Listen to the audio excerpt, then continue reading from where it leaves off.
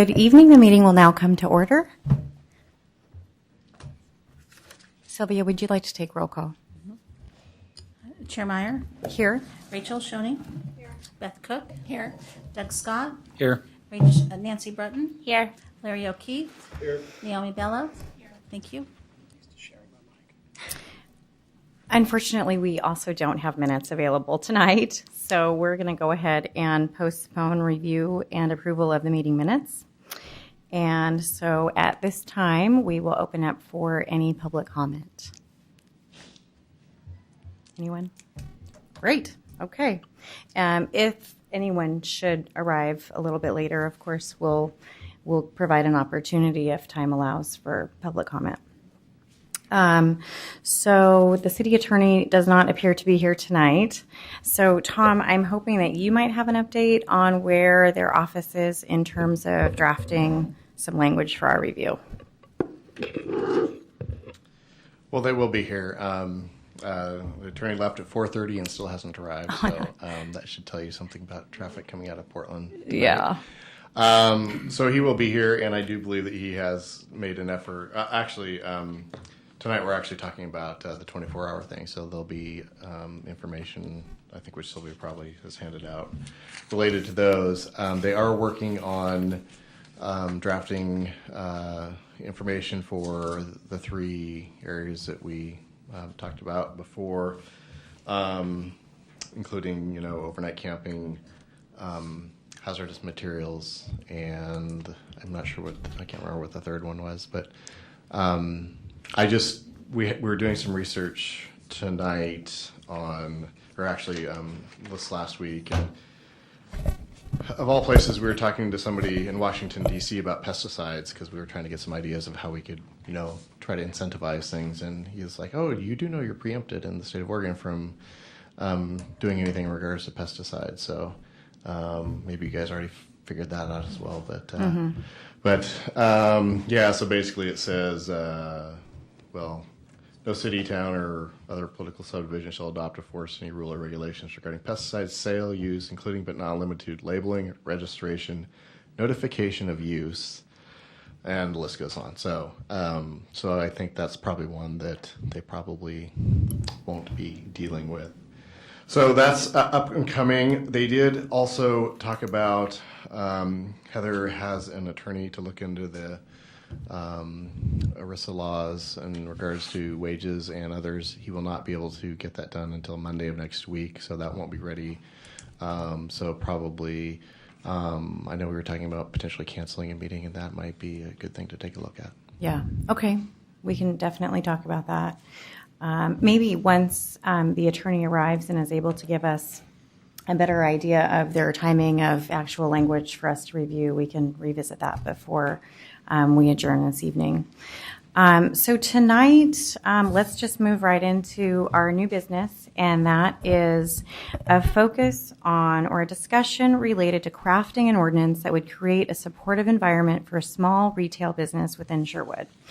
One of the themes of all of our meetings was, as I understand, is that we really wanted to narrow our focus on retail business within Sherwood, all retail business. And in addition to that, really preserving the character and the prosperity, well-being of Sherwood local businesses. So with that in mind, I'd like to open up the discussion on how we feel we can best craft an ordinance to do just that. Would anyone like to jump in? Okay, I will go ahead. I think that there's a lot of issues that we've thrown out onto the table, and some of those things include hours of operation. Folks are opening early, closing late, local business sales, how those are affected at different times of the year, and the effects of large and small businesses working together, maintaining a healthy competition for a prosperous community as a whole. So perhaps we can just narrow some of our core issues, and let's maybe just start talking about hours to start, and we can see where that evolves. So I think one of the big concerns I've heard over the last several months from residents is the idea of having a large retail center open. Can you bring your microphone up? Large retail center open, longer hours, 24 hours, and the potential impacts that would have on our police costs.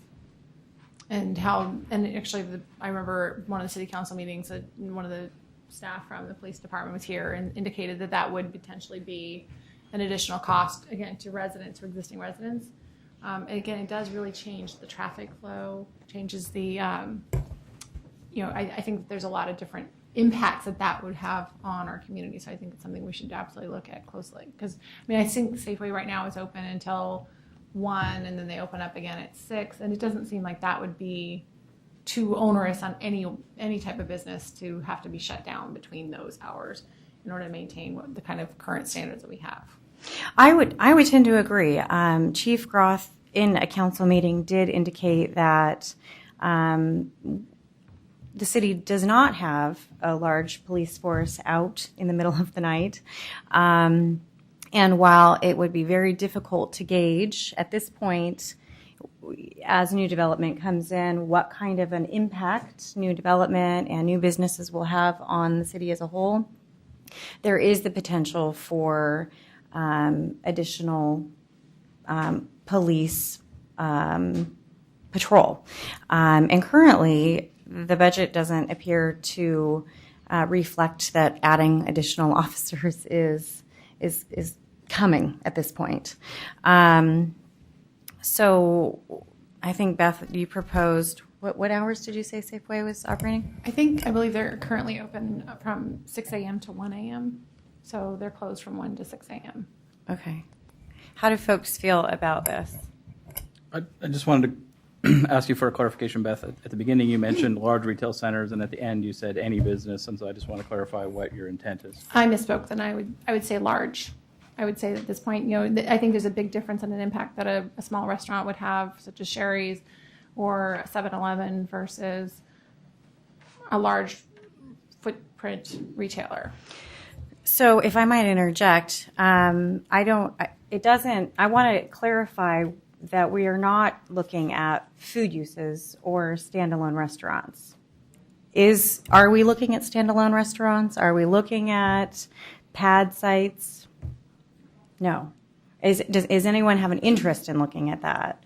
So you're saying that a restaurant, standalone restaurant, as opposed to a drive-through restaurant or drive-through restaurant window like McDonald's is open 24 hours?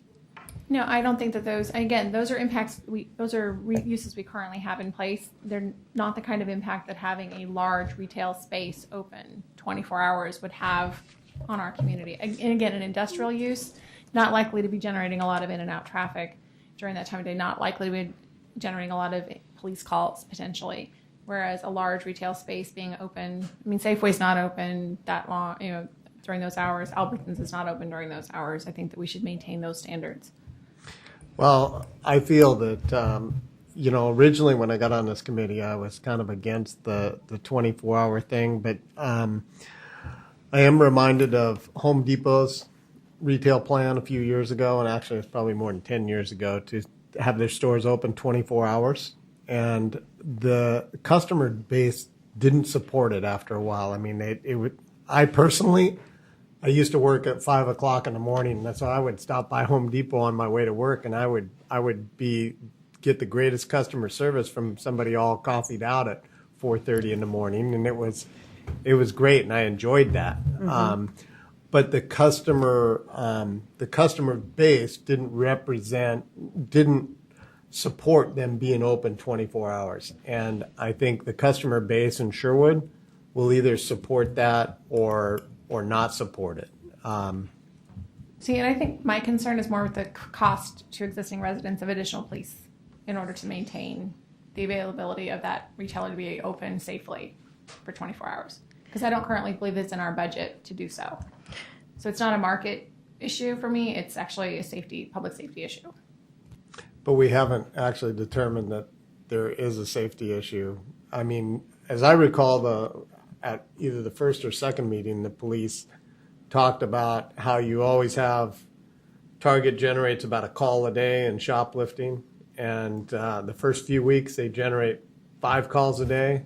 Kohl's is a little less than that. In the middle of the night, I would tend to disagree if someone said there's going to be a large shoplifting thing, but I do understand that's probably not what you're thinking. I mean, I'm thinking people in the middle of the night driving around. It's just not safe.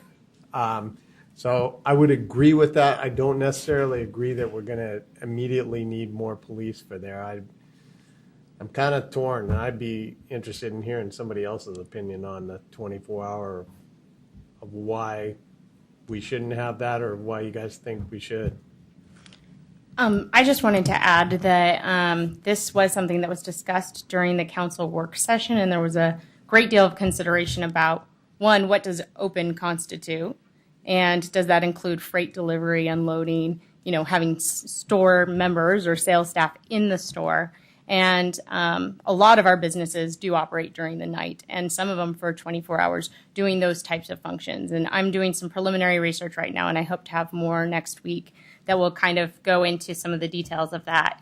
But I would hope that we all take the time to explore the minutes from that work session, because council did spend a lot of time discussing some of those specifics. The other piece of it was holiday hours, and the fact that there are a lot of extended hours in retail for Black Friday, holiday shopping, last minute needs during, holiday weeks like Thanksgiving and stuff like that. And so is there the option of applying for, some sort of variance or something that would give them that ability? And I don't know if this is something that's been discussed, because I'm trying to be an active listener and catch up with you guys. No, thank you. And you know what? I think that that's a really, really good point. And that was actually brought up very, very briefly. We've held on to try to really focus on those issues tonight. But my thought on the extended hours for retail facilities is they're necessary for retail. But again, with the public safety issue, I feel like if we are able to craft an ordinance, for example, and I'm so sorry to have my back to folks, I feel like I should. If we were able to craft an ordinance that provided retailers that selected, maybe large retailers that needed to have those extended hours, could in turn submit some kind of a safety plan to local authorities where they were managing their own parking lot areas and sidewalk areas, surrounding areas. That would certainly make me feel more comfortable knowing that our police force wasn't focused in one area. Do you mean the safety plan to be in general, or just for a conditional use or temporary use permit for holiday hours time? Well, I mean, I was really just at this point speaking to before hours or extended hours of operation, because those are the times. I mean, I can think of a number of instances where I've had retailers come to me and they've introduced a new product. I mean, the iPhone is a perfect example. The launch of an iPhone causes just so many folks' attention, and there's issues of people camping and staying overnight and lining up and blocking streets. And unfortunately, with my experience, is you get large groups of people that are eager to get this latest and greatest product, and they get cranky and they get tired and all of those things, and then all sorts of different kinds of behaviors ensue. And so, my suggestion that we worked maybe toward looking at those kinds of things as it relates to hours, I think is important. Okay, so just to be clear, you're suggesting that as part of seeking a variance, that they would have to put that plan in place, not just in general for Correct. normal operations. Correct. Okay. Kind of going back to the topic in general, I kind of debating whether to get into the specific hours that were suggested earlier now or wait, and I think maybe it's better to wait on that, on that point. I definitely agree that outside of potentially a large retail center, I would not be in favor of hours on restaurants, gas stations, convenience stores, movie theaters, any of those places, because I think all those places have good reasons for being open, at different times, and so I don't really see, and I don't think they cause any considerable, I think there's enough history to know that they don't really cause any considerable public safety concern outside of the norm. And I'm kind of with Larry on the large retail side. Part of me kind of thinks, okay, I can see some sense in this. You could have a couple hundred people there if there's not, at 3 a.m. I mean, that seems unlikely, but I can see the impact that may be undesirable, but I'm kind of offset and counterbalanced by the fact that if there's a market for that, people work different shifts and different schedules and they like to shop at different times. How comfortable do I feel saying, sorry, you can't do that in this town? And I'm really struggling with that. And I'm continuing to struggle with that. And I guess that's kind of where I'm sitting right now. See, and I guess I think I'm just as uncomfortable with the impact that would have on the neighboring residents to that development or to any other future development. That if Safeway decided to start staying open 24 hours, what impact would that have on the residents nearby? If Albertsons did the same, I mean, what would that impact be on people living nearby? So I am just as concerned as you're concerned about the business. I'm concerned very much about the citizens on that and the impact that it would have on the residents of our city. And to piggyback that comment, I feel like at this point we don't have we don't have any retailers that are open 24 hours. And along the same lines that you mentioned, Beth, I think my concern would be the loitering, the congregating in the parking lots, the car games that could potentially be an issue. I'm thinking whether it's after football games or in the summer. I mean, there's any number of opportunities that younger and older people could come together in an ill fashion that could affect neighboring residents in terms of noise and all of those things that would, again, in that way, distract our police force from other areas of the city. And I think that Larry and I both have said, I won't speak for him, but I'll speak for me. I've said that that's where I'm kind of leery, and I do see that potential. I'd really like some data. I'm a data guy. That's what I deal with every day. So, I think we can all speculate what might happen, what possibly could happen, what will happen. But I'd like to see data from other towns or other, places similar in size to us, similar profile to us, and understand, okay, they didn't have a 24-hour center, and then one came in. What was and granted, every town's somewhat different, but at least that gives us some amount of data to base, this kind of conversation on. I don't know where we get that or if somebody has that already, but I kind of like to see something like that. I just have maybe a different point. One, I guess I feel like we're discussing a lot of what can potentially go wrong if a center is open for 24 hours. But I'm very concerned about what can go wrong if we start limiting businesses being open 24 hours. So if we can maybe just spend a minute. For instance, the Walgreens in my neighborhood has a 24-hour pharmacy. Walmarts have very large pharmacy programs for people. I can potentially see the need for that. Secondly, we talked about standalone restaurants, and I realize that we're discussing, it seems like we're just comparing apples and oranges. So we're talking about something that's about to come, but then we're only addressing what's already here, and we're not addressing the standalone restaurants that could potentially pop up all over the place if they wanted to.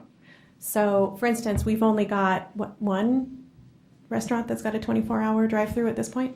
McDonald's? A drive-through Right. that I'm aware of. Yeah. So that means that so we're only saying that it's okay now because we have one, and it's okay now because we have one Sherry's. But what happens when we have Denny's and an Elmer's and a Taco Bell and a Burger King? So I feel like I feel almost like we're concentrating on one large retailer again, and that can be a problem because we're losing sight of what could potentially be an issue, which I think is part of what we're supposed to be talking about. So if in that same area we have a standalone restaurant that wants to be open 24 hours, at this point we've said we don't care. So now we're saying that the impact on any community near that Taco Bell that's open 24 hours, for instance, we don't care about that. What we care about is a large retailer who's open 24 hours. I just want to make that's what I'm understanding. Yeah, I mean, that's what I feel like we've discussed is that some of those uses, like the drive-throughs,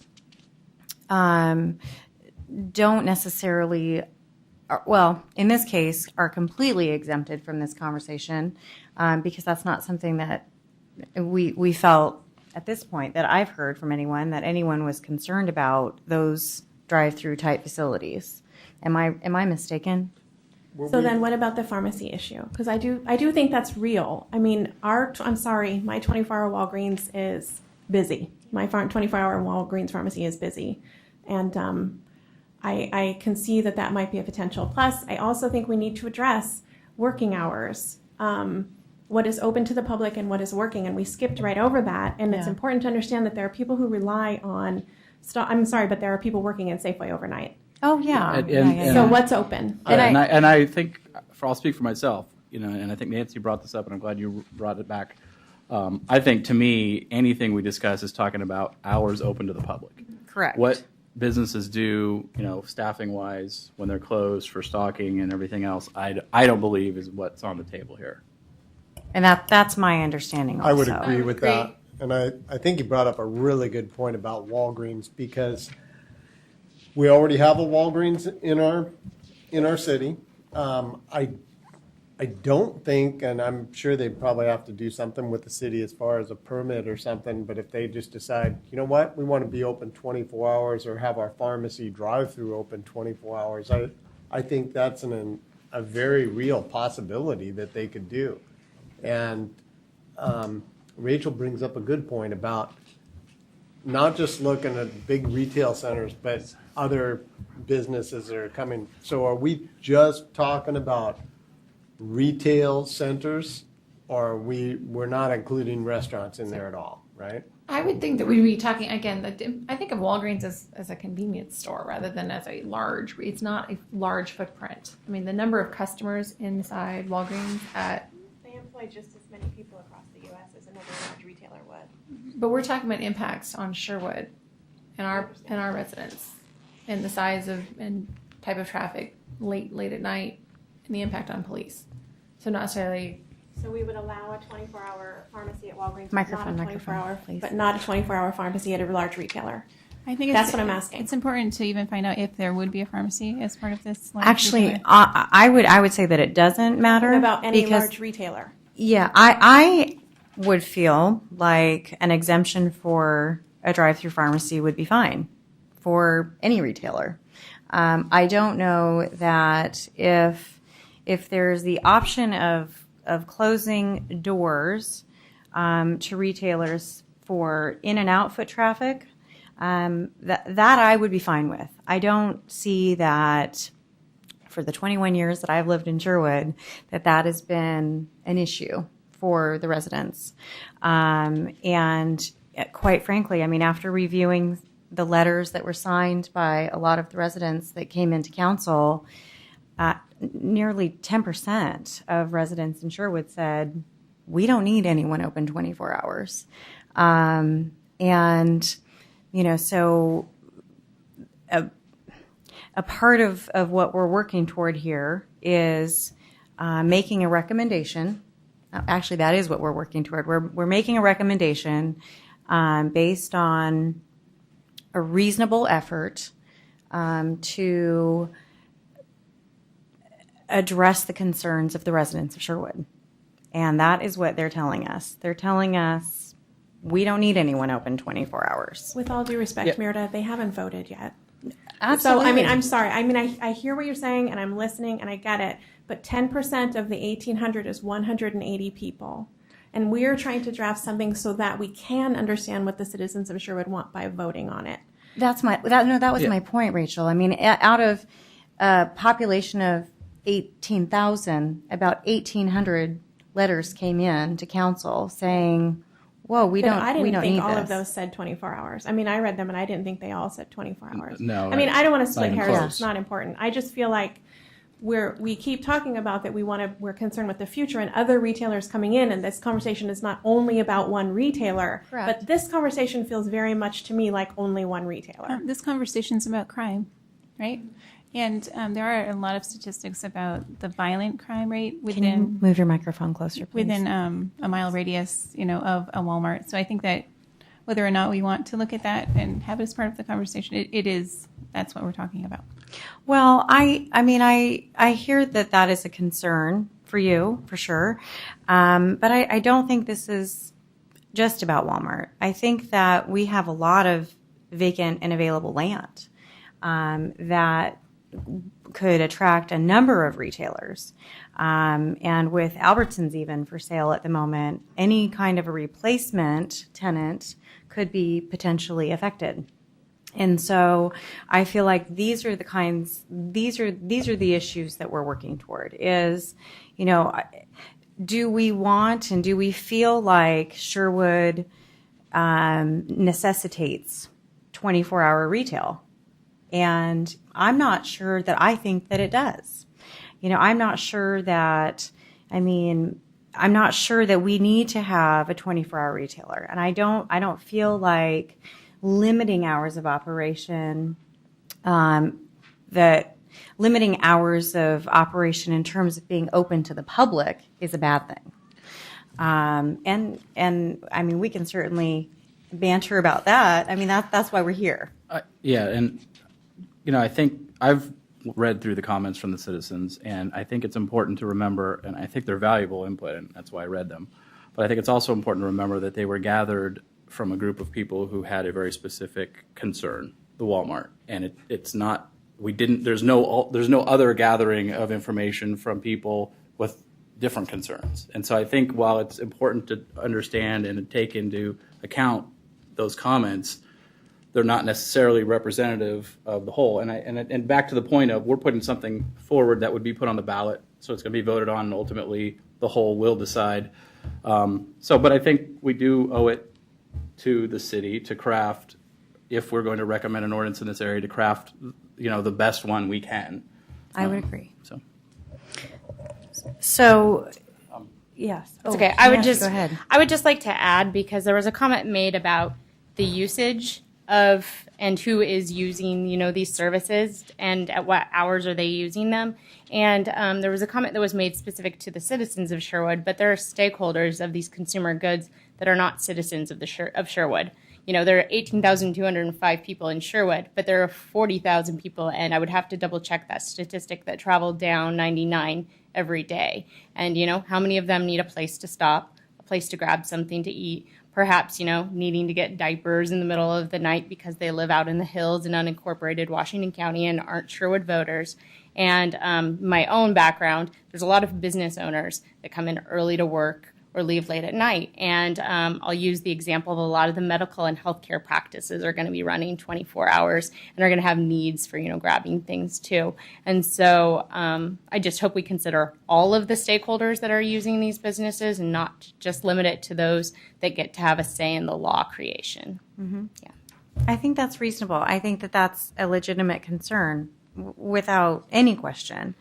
I think, though, that, again, the goal of an ordinance is to set a tone, of course, for how the citizens or how we feel as a community we'd like to see this community. And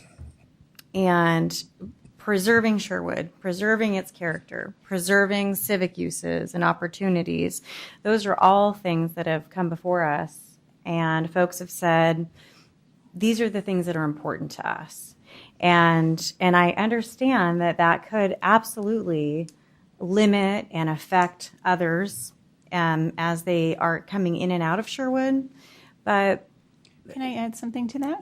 okay, Sorry to interrupt you. That's okay. I'd also, we're the ones that are paying for our police coverage. If there are 40,000 customers coming from elsewhere, that's at our expense. If it's lowering our quality of life, and if there is any potential crime that's being brought in by having it open 24 hours, we're paying for it. that's very valid. True. Although if we build up a more vibrant business base here in town, their taxes are paying for that as well. And actually, business taxpayers, are pay a better proportion of the overall tax base than residential, especially when you talk about the services that they use. You need to keep in mind that the phase 7 is in urban renewal.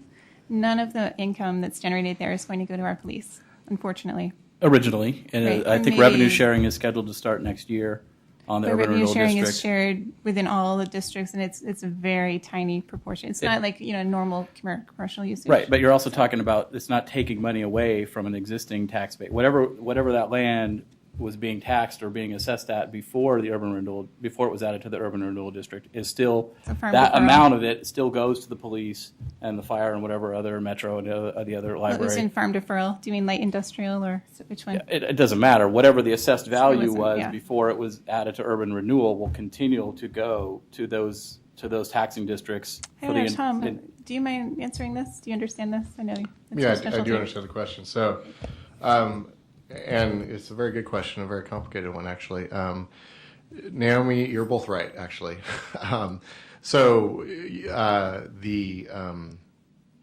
The assessed value was frozen in 2000 on properties, and it was frozen at farm deferral at a very low rate because of the nature of what was going on in the activities. When this applicant came in and changed essentially the use, they had to pay, I think it was 5 years of back taxes at a commercial rate.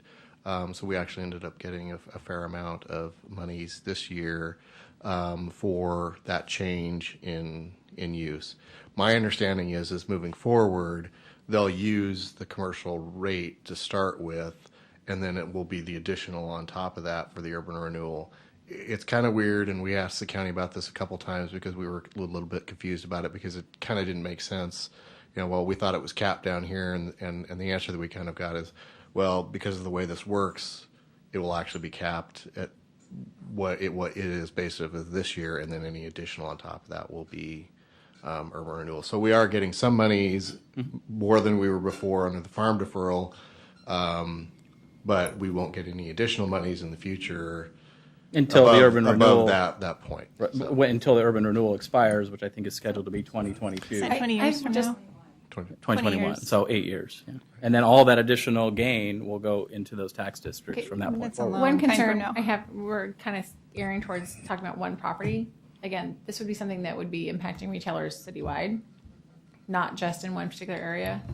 Again, you look at, there are housing developments around Safeway and Albertsons as well. I mean, there are impacts to those residents.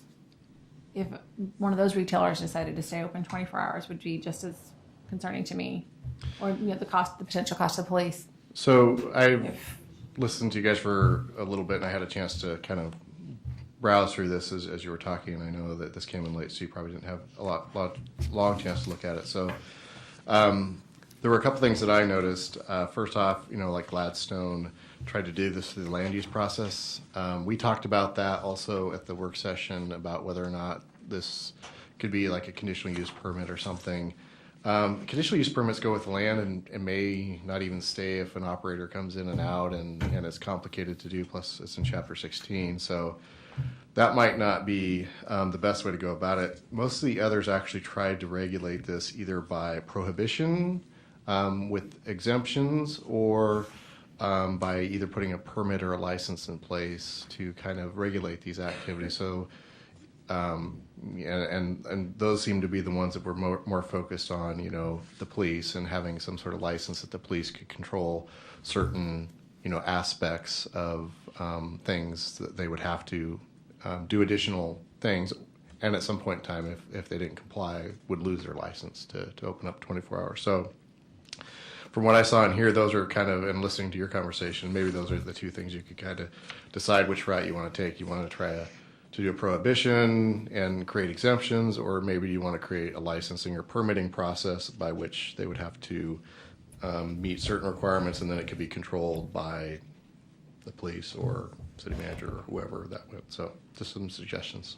So this was exactly where I was going with it, was that we have an application for an extended hours of operation, or at least move to that process, because I feel like, again, making sweeping decisions because of one thing that's happening can seriously affect new business coming into Sherwood, and I don't think we want that. And it could be either way.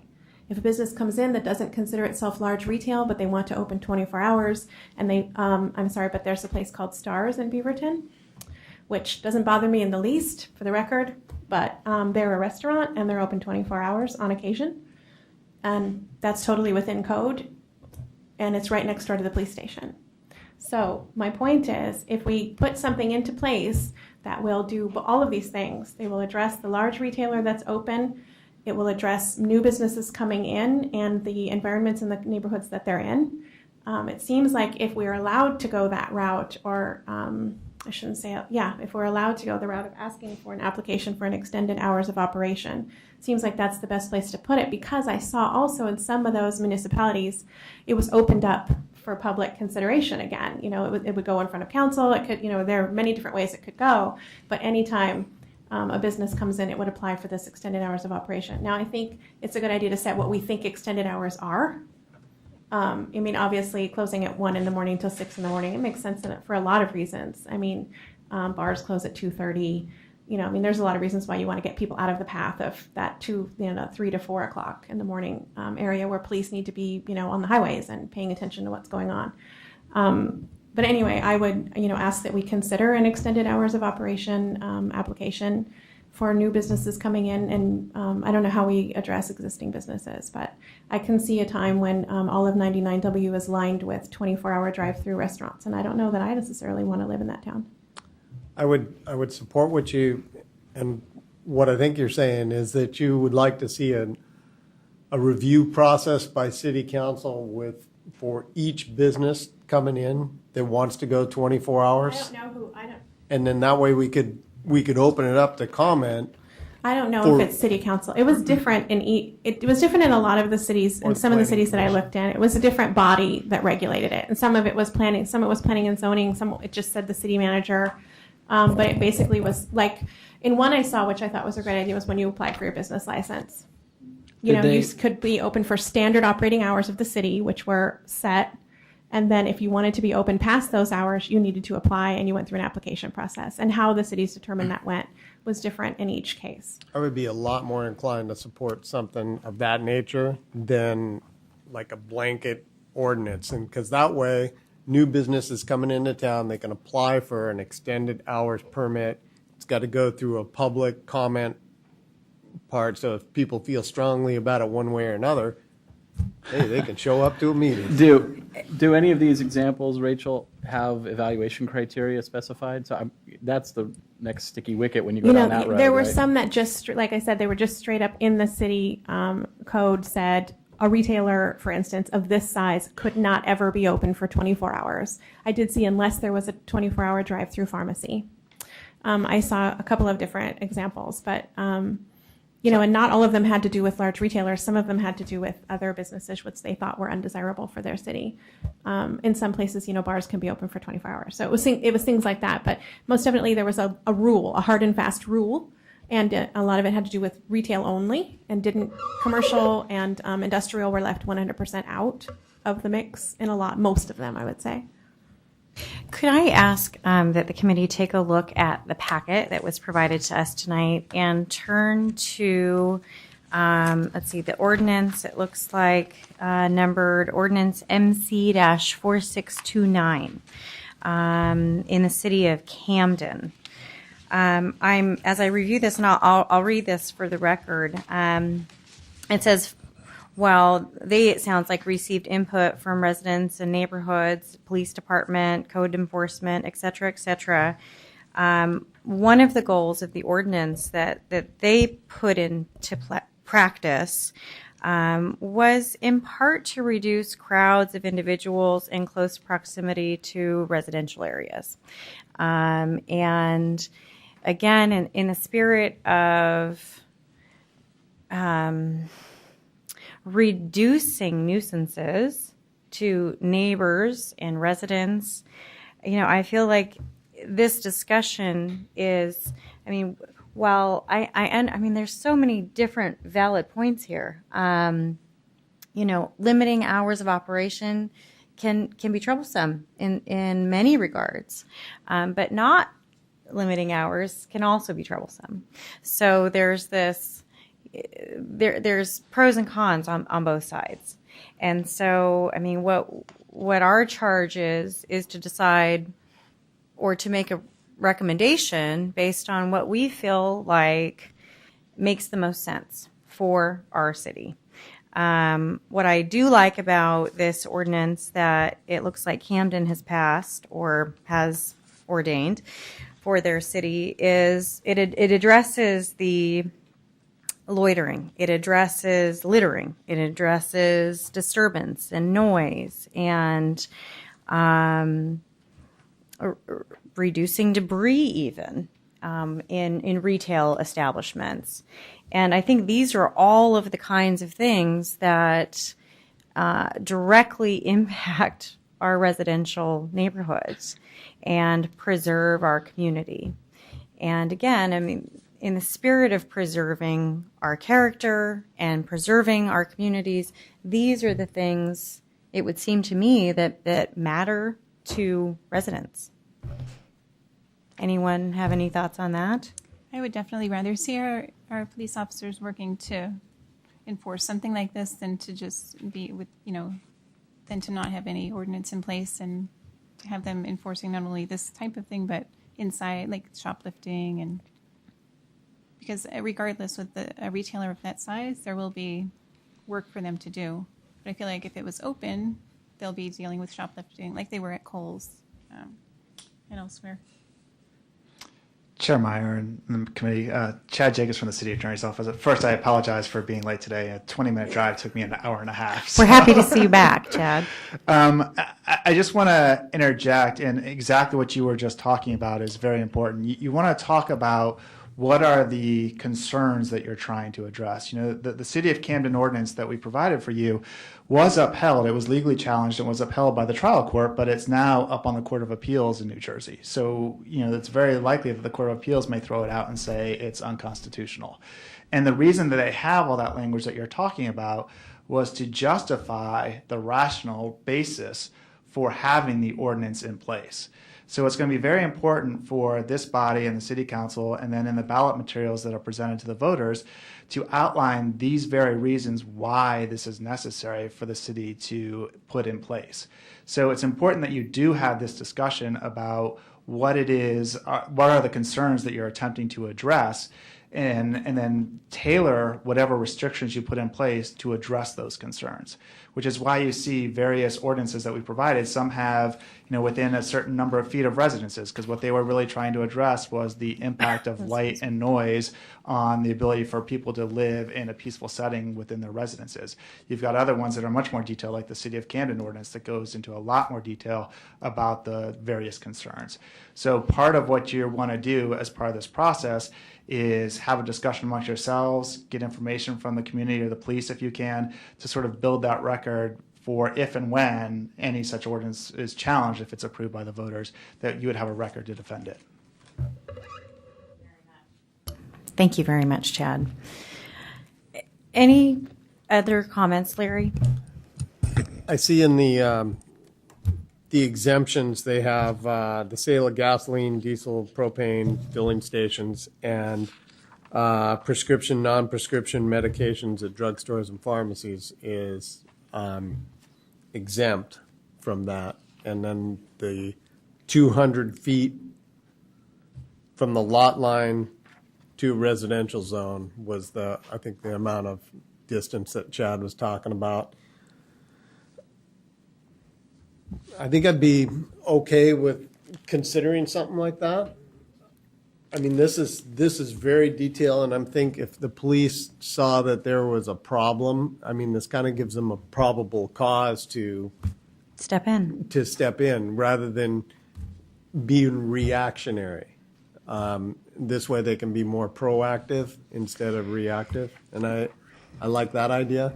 The only thing I would add, and it's a little off subject, but there is some data, and I kind of take everything I read in the paper with a grain of salt, but the recent Oregonian article about the Cornelius Walmart that came in, and a lot of the concerns that the residents had there were the same concerns that we're bringing up.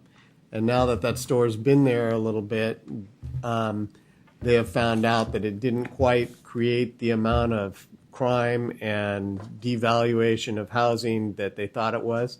And I think it's a lot more comparable size city to Sherwood than, say, Portland when we're talking about that sick leave act and stuff. But it's just something to keep in mind. There were some numbers and data there that was quoted that I don't tend to disbelieve, but I'd probably want to verify.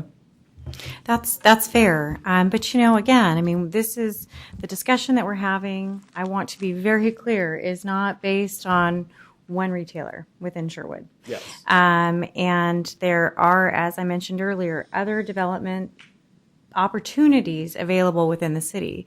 And so our growth and how we as a city would like to see that growth happen is affected by any ordinance that's put in place, any code changes that planning and city council chooses to enact for the well-being of Sherwood. So again, I think in the spirit of focusing on retail within this community and the overall impact it could potentially have is where I'd feel like I'd like to really hone in this discussion. Because you're right, we can talk all day long about the possibilities one way or the other. Some may be very productive, others may not. But I do think we need to look globally and address what we want to see and what we don't want to see within the city. That is why we're here. That is why we are looking at crafting an ordinance to preserve this community. That's what we'd like to do. That is what I would like to do. So I think going back to the question that Tom raised about should we try to pursue an ordinance toward prohibition, or should we try to pursue an ordinance toward, an application process? And Rachel talked about this quite a bit. And similar to what Larry said, my gut is I'd feel more comfortable with the second because I think it allows the city to be more flexible going forward. But the flip side of that is you're then open to, is it being applied fairly, right? And what are the standards, what are the criteria for evaluating a request, right? And do we specify in this ordinance what that criteria is or what that matrix looks like? Or do we trust, the administrative rules process to handle that? And then even then, and I think this goes back to what Chad said about, being challenged in court. If somebody gets approved and somebody else doesn't, then are we opening up a situation where we could end up in court because somebody feels like they were treated unfairly through that process? I mean, I think those things can be overcome, but I think it's the flip side of that argument. So, Chad, do you have any thoughts on, first off, from my perspective, a prohibition ordinance is easier to write because you don't have to come up with all the criteria and everything. On the other hand, you mentioned that which Camden, which I think is a prohibition, is being challenged. Do you think it would be easier from a legal sense to defend something that was more of a license permit type of thing than a straight out prohibition, or do you think there's any difference? I think they both have their risks. The flat out prohibition, again, I think needs to be tailored in a way, if you're going to do it, that really addresses the concerns that you have. So if it is light and noise that's interfering with the use of residential properties, then you want to have that sort of length or distance from residential properties included in there. So we're going to want to tailor it to address the specific concerns that you have and build a record to be able to defend it. Now, I can't guarantee that a court's going to find that it's constitutional. There's one case in Oregon from, I think, 1913 where there was a prohibition put in place and the court upheld it. So that's our basis here in Oregon. There's cases all over the country that go back and forth, and part of it's just going to depend partially on how nice of a record we can build to use if in fact it's challenged. It's my understanding that you don't have a lot of 24-hour businesses in Sherwood right now, so you probably won't run into the same level of people of opposition that they had in Camden. I mean, in Camden, I think there's a coalition of 6 or 7 7-Eleven stores that are open 24 hours that are all suing to challenge. So they have multiple businesses that are already open 24 hours. So that's something in your favor, but you never know who could bring a lawsuit. The flip side, and exactly what Doug was saying, is that if you do a permitting process, we would have to work with staff, and staff is, I think, used to doing this throughout all their permitting process, that you have to treat everyone equally. So you have to establish clear standards, and once you establish those standards, if someone can meet those standards, they get the permit. You don't get to pick and choose whether or not you like that business because of their reputation or not, whether or not they get to be open 24 hours. It's whatever standards we have in place. If they can meet those standards, they get the permit. And so, that's the policy call that you all need to try to decide to make. What makes the most sense for Sherwood, and then it's our job to help you draft an ordinance that we think is the most legally defensible. And in these kinds of situations, we can't guarantee that it'll be legally defensible, but we will do our best in working with you to uphold the law and defend the law. I will say that the Camden's definitions and their procedures, their concerns that they outlined, loitering, littering, noise. I like that. That covers a lot of ground, and it's very specific. And I'm not seeing a whole lot of stuff that I would X out here. I would agree.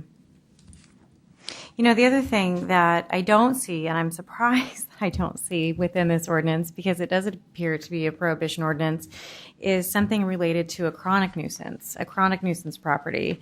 That is it addressed? Did I miss that in this one? In one of them, it talks about more than one infraction. It may be the Camden. I see. I didn't It talks see that. about getting in trouble more than once and getting it revoked. But I think that's more talking about having an extended permit. I mean, I have to say, I own a business that closes much earlier than the business that's right next door to it. This is a real situation for us. I mean, it's real. It's also not huge. It's not more than me talking to my neighbor. But my point, the point I have to make about that is we're two small businesses. I know my neighbor. I know the car he drives. I know his name. I know his wife's name. Right. My business neighbor. So, that being said, I get what you're talking about. Again, my concern is always, making sure that we bring businesses into Sherwood and then they feel like a welcome place to do business. It totally makes sense to me to say something like, away from residential. If what we're really talking about is what we're really talking about, then I think that's the ordinance we need to draft. If what we want to do is keep people from loitering in front of businesses, and I don't actually know what happens when people stand in front of a business. I don't think really anything that bad, but if we're talking about a large retailer and a big space where tons of people can congregate, yeah, I agree that is a bigger issue than what someone can do in the market in Old Town. Yeah. So I do think in this instance maybe there are different rules, but that concerns me again, because I don't think we should be splitting hairs like that. I don't think we should be making exceptions, because the 7-Eleven is also not a large footprint and they're open 24 hours and that's their business model. And why wouldn't we want a 7-Eleven in Sherwood? These are the conversations I think we should be having while we're drafting this ordinance.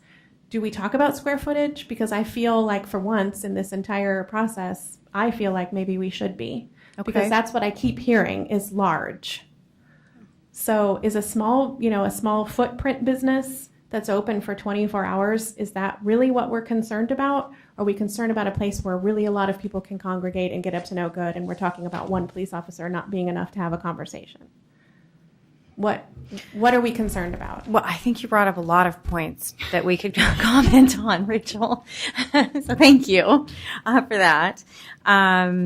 let's see. I couldn't even keep up with my notes.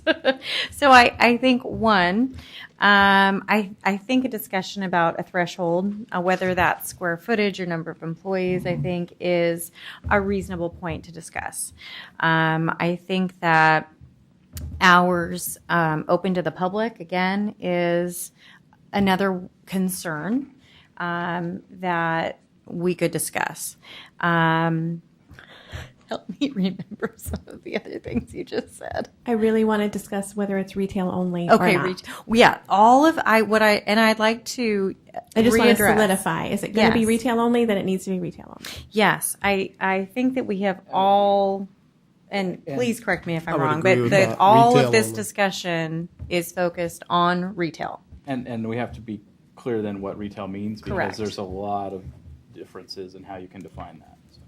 And Okay. just to clarify, I mean, we're all in agreement that even though a store is closed to the public, it's not a problem for us to have workers in there from midnight to 4 o'clock, because frankly, that generates employment in our city. It's going to have people there. The people there are supposed to be there. Absolutely, Okay. I would agree with that. All right. I just want to make sure we're all in agreement with that, and that's. I mean, I not think an issue. I think specifically with regard to large retailers for the city of Sherwood, I think that makes a lot of sense, particularly with the traffic issues that we've brought up that in this forum we unfortunately can't address. But having freight coming in after hours does make sense, and having folks working on inventory and all those kinds of things after hours does seem reasonable to me. I don't know how everyone else feels about that, but that feels reasonable to me. We may want to include something about having the workers be quiet, because one of the petitions was from somebody who lives behind Target, and he said every morning he gets woken up really early because the trucks come in and they make a lot of noise slamming the doors, and so I don't know, maybe it's like noise in general from a retailer.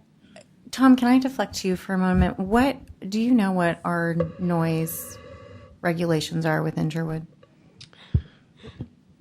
Kind of. Our noise ordinance probably needs to be updated, but it does address some of those issues, I think, prior to 7 a.m. in the morning. And so certainly if there was a complaint, the police would have tools in order to deal with that. That's what I thought. So, I mean, and given that we have that ordinance, do you feel comfortable with that?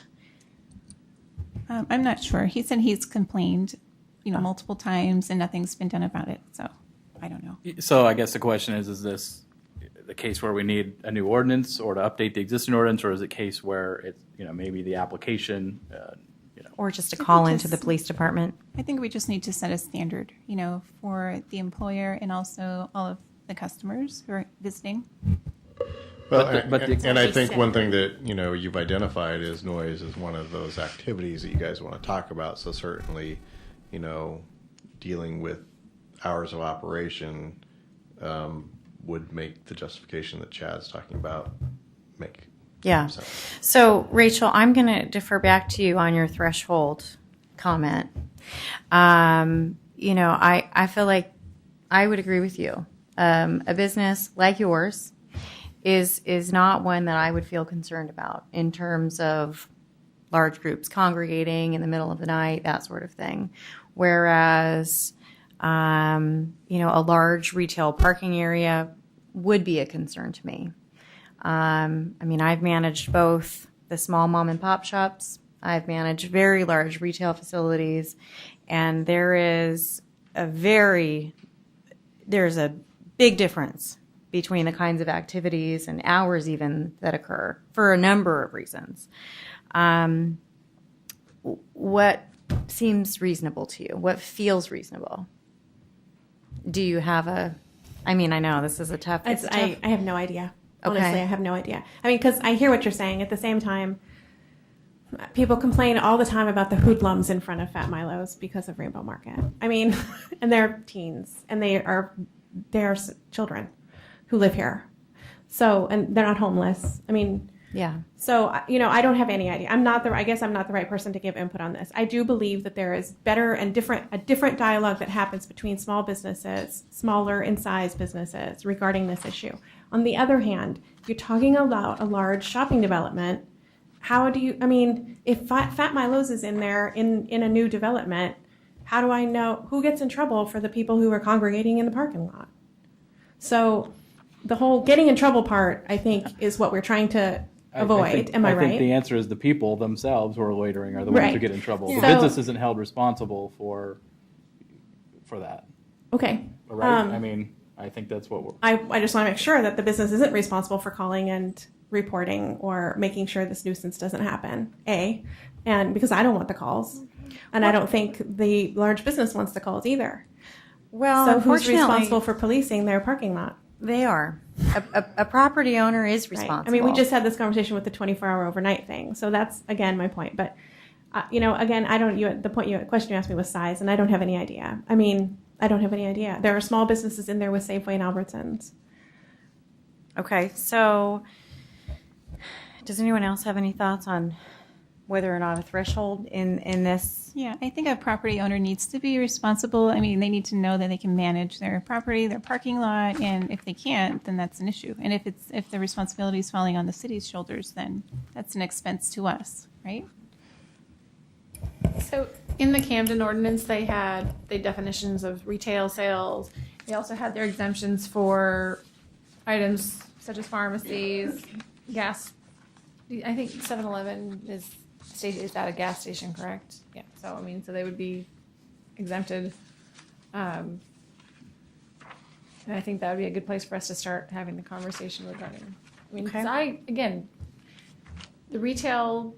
I'm not as concerned about the retail size, square footage for this particular aspect. Now, how late is Rainbow Market open? Because they're a convenience store. We could write in there. 8 o'clock. 8 o'clock or something. Or they open I later think that I think the issue is more to the point is that they're open later than I am, considerably later than I am. So to Naomi's point, if there are kids in front of Fat Milo's and I'm not open and he is open, whose responsibility is that? Are you calling me to come back to work to deal with the hoodlums? Well, I think they're on public property at that point. Yeah, They're I on think a sidewalk. individuals having criminal activity going on, the individuals would still be liable. Yeah. Even if the retail establishment is open, you would hope that they would be. Yeah. I'm going to throw something out. We have a few more people that have joined us this evening.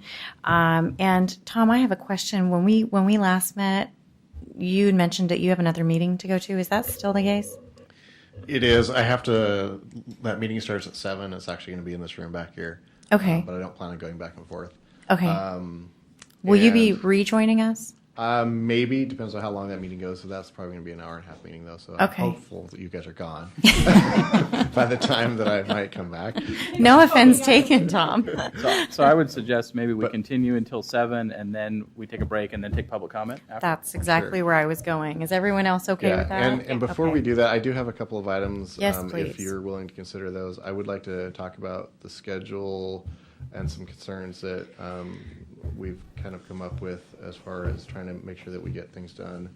And then quickly just talk about resources that came up at the last council meeting, and I think you guys might want to just kind of hear that. So if you are okay with that, yes, if you could reserve please. me 5 minutes, that would be fine. Yeah. Well, actually, do you want to just do that now while you're here? Chad, can you give us any idea of where your office is at this point in terms of first draft language for us? There's my understanding. There's 3 ordinances that you guys are waiting for us to draft. The first is the overnight camping ordinance. The second is the dilapidated vehicles, and the third is the what I call the hazmat ordinance. And we are in the process of drafting those. As a matter of fact, I'm drafting the overnight camping and dilapidated vehicles, and I think the plan is at least those 2 and probably the hazmat one as well to have all of those to you by Monday. Okay. So you guys can have those in hand Monday. And then with the ERISA stuff, I don't know if this was discussed before I got here, with some of the ERISA stuff and the employment stuff, coordinating with some of the outside people that we've been working with, including talking to Boley and seeing their abilities, is going slower than we hoped. So that is probably something that's going to have to be put off until next Thursday. And we expect that we would want to have an executive session with you all next Thursday to give you some advice about some of those issues. So I think the plan, if this works for you all, is that we would be able to get through city staff copies of the ordinances for you guys to be able to have in your possession on Monday, and then you could have a discussion about those on Thursday, as well as the executive session with Heather on Thursday as well.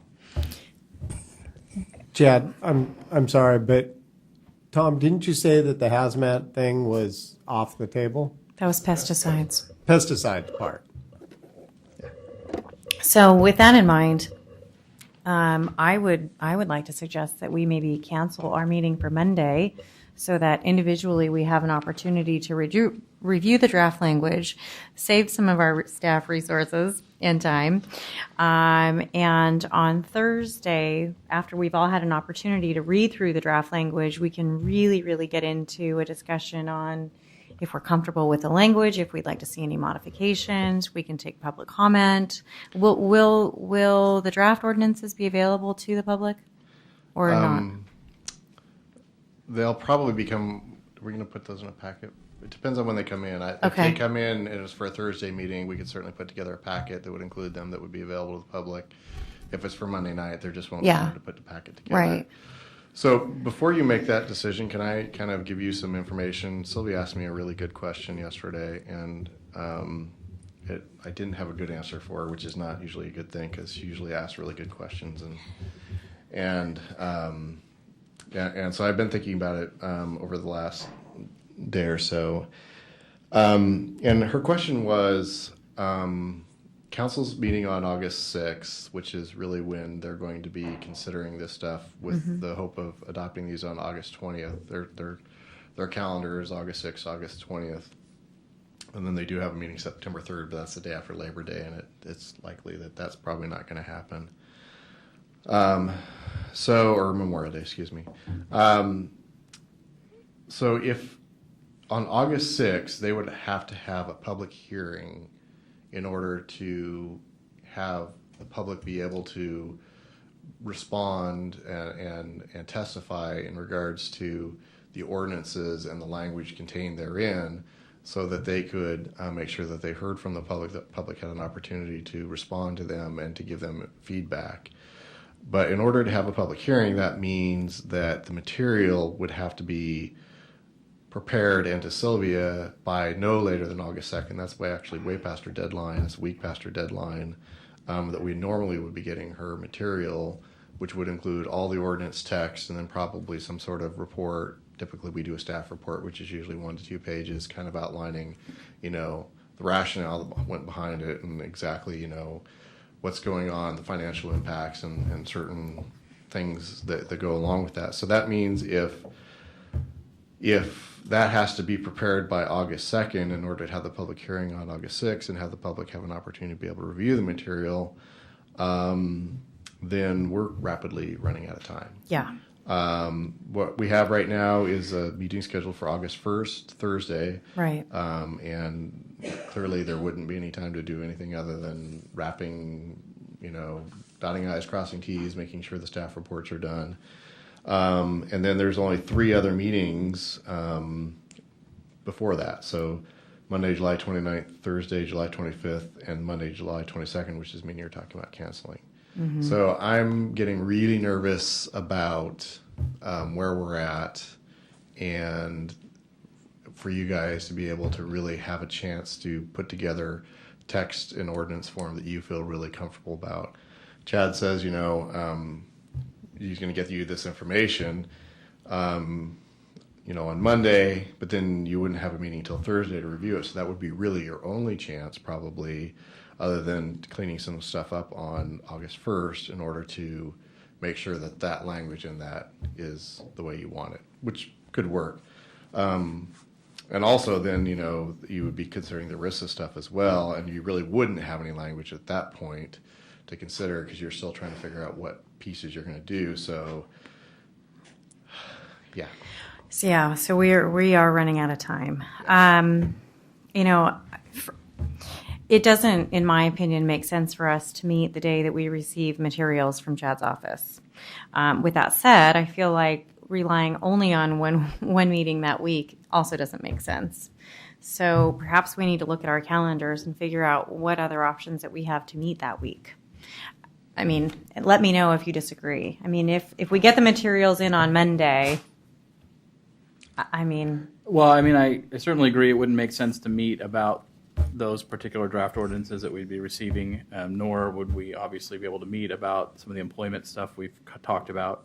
We could continue this conversation if it doesn't finish tonight. So other than that, I don't. I mean, do we think we need to? I mean, I feel like we're fairly close on this conversation. I mean, I hate to see us extend it any further. I totally agree with you. I think we are really, really close on this ordinance for tonight. Is there anybody that has any big issues with this? I don't think we've decided anything. I mean, we've talked about a lot of things, but I don't feel like we're close to agreement on any one. Modeling something after Camden. Well, with maybe a stipulation on size. I don't even think we've decided whether we want to go down the route of prohibition or permitting. Oh, so, okay. I mean, that seems to me like we're still a ways away. I mean, I want to get to it, but I think holding open the option of Monday to continue for now is a good idea. And at the end of the night, if we don't need it, great. And weren't we going to discuss too a dependable schedule? Is that part of what you're looking into? Chad? I think that was going to be included with the ERISA attorney. Great. Yeah. Right. I think the only thing that they got clear direction on in regards to that was the sick leave, and I think that's probably what they're working on. I mean, as far as schedule goes, if you weren't to do it Monday, July 22nd, I think probably your only option would be to do a Wednesday meeting and then Wednesday, Thursday, which is going to be back to back. But that's something for you to consider. Also talking about resources, I did do kind of an estimate based on the amount of time that the attorneys are putting in and Sylvia and I are putting in and IT's putting in to record these and to set up the room and everything else. And it showed that if we have all 9 meetings, we'll probably be spending somewhere in the $50,000 to $60,000 range. Some of that's our time, which obviously isn't an additional cost to the city, so it's not like we're taking $50,000 or $60,000 away from other projects. But certainly, paying the attorneys is something that would have to be found somewhere in the budget. That's okay. Council heard that, and I didn't hear any feedback from them that they had any major concerns with that. But to my point is, if we do cancel a meeting, it would probably save us $5,000 or $6,000. So just you can think about that as we move forward. And I should say, it looks to me like we already are planning on canceling one meeting because I think you were planning a meeting like on August 5th. For the record, I'd just like to say that I know money is a concern, and also, but if you consider that it would be close to $6,000 per employee that we would be paying in health benefits and all that. So if we can figure out something that saves us as taxpayers money down the road, this will be money well spent. Well, I mean, I'm not sure where that number's coming from, Naomi. And aside from that, I mean, I feel like there's value, a lot of value in the work that we're doing. And while I would suggest that we do postpone our Monday meeting, I think it would behoove us to maybe meet on a Wednesday, Thursday of next week so that we can really get into this language that Chad's office will be presenting to us and carry forth additional discussion on that. And then on Thursday, wrap up this discussion so that we can turn that over to Chad's office to get going on language, because we really are on a time crunch. And I'm not suggesting that canceling Monday's meeting is necessary, but I just am not sure that that's going to be the most effective use of all of our time when we haven't had an opportunity to review the language. Rachel, Beth, do you have anything to add? It sounds like we've already canceled the August 5th meeting, The 5th meeting? right? There's nothing to do with the August 5th meeting. So that's already off the table. Yeah, your packet's going to have to be Right. completed Done. by. So the August 5th meeting is August done. 2nd, so. I feel like I feel like if we don't walk out of here tonight with a 24-hour decision, we're not going to get one. That's how I feel. Okay. Regardless of Monday, because if we have those packets in front of us and we meet on Monday, we're going to discuss it. Not that we're 5-year-olds, but I think that's what's going to happen. And I feel like we need to spend some time looking at those. So I don't have a problem with adding a Wednesday. I mean, I'm not thrilled about it, but if we have to add a Wednesday, that's great. But I don't think we should leave here without at least getting some idea of some language for the 24-hour issue. And I don't think that means we stay late. I think that means we figure out what we're talking about and what we want and get that done, or I don't think it's going to happen. Okay. Because I think that the labor issues are going to be much bigger than we think they are. Or maybe we know how big they are, but I think they're going to take up the rest of the time we have to discuss anything else. I would like to add that based on the scope of potential ordinances that this committee has been looking at, we haven't had a real targeted goal for public comment. And I think that public comment, people are going to want to actually know what they're coming in and looking at and commenting to. And so if we look to that Wednesday, Thursday strategy, we might have more people who are willing to, comment to these specific potential regulations. And we might be able to get a clearer vision of what the community and our business community is thinking. And that's something that I think needs to happen. We should fill this chamber if we're going to be looking at drafting potential law. I do agree, but I think just to remember, we're not drafting. We're drafting the ordinances that will For go to the ballot for consideration, consideration. Right. Yeah, and as I mentioned, the reason to have this stuff done by August 2nd is so the council can have a public hearing. Yeah. And I would expect that would be a time where people can come in and give them their thoughts as well. So. Yeah, I would agree. So I don't feel like we have consensus on whether or not to meet on Monday. Can we just go around the table and take a quick informal vote?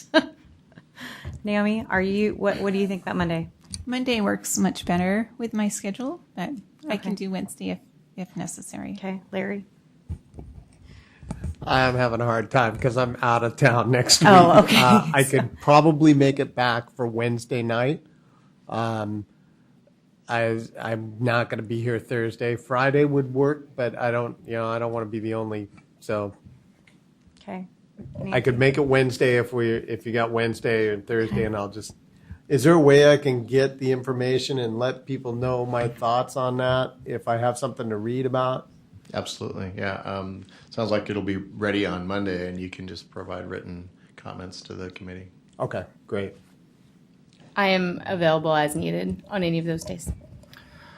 I feel like if we don't conclude the 24-hour tonight, we need to meet on Monday to continue it. If we do, then I think canceling Monday makes sense. I agree with Doug. I think we're capable of completing the 24-hour tonight, and we should move forward with canceling Monday if we are able to do that. Rachel? Okay. So let's take a 10-minute break. We'll open up for public comment for 40 minutes, or as hopefully it may not even take 40 minutes, but we'll take up to 40 minutes of public comment, and then let's dig back in and work on this 24-hour issue. Shops got boarded up. Okay, let's get going. I'm going to call the meeting back to order, please. And we are now going to open up the meeting for public comment. So each individual will have up to four minutes. And if you can please focus, I can't tell you what to do, but I would encourage you to focus your comments based on our discussion tonight and or any of the other discussions that we've had specific to these committee meetings. So come on up. Come on up, yeah.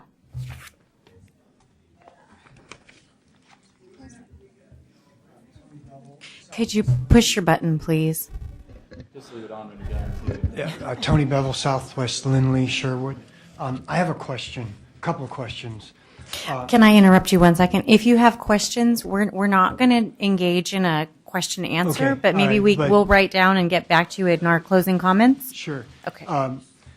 it seems to me that right now, a lot of the discussion is about protecting future business that may be coming to Sherwood, retail business that may be affected by this 24-hour business. I'd like to know, what businesses currently is the chamber or the city pursuing to come to Sherwood that would be affected by this 24-hour prohibition or permit? That's the first question.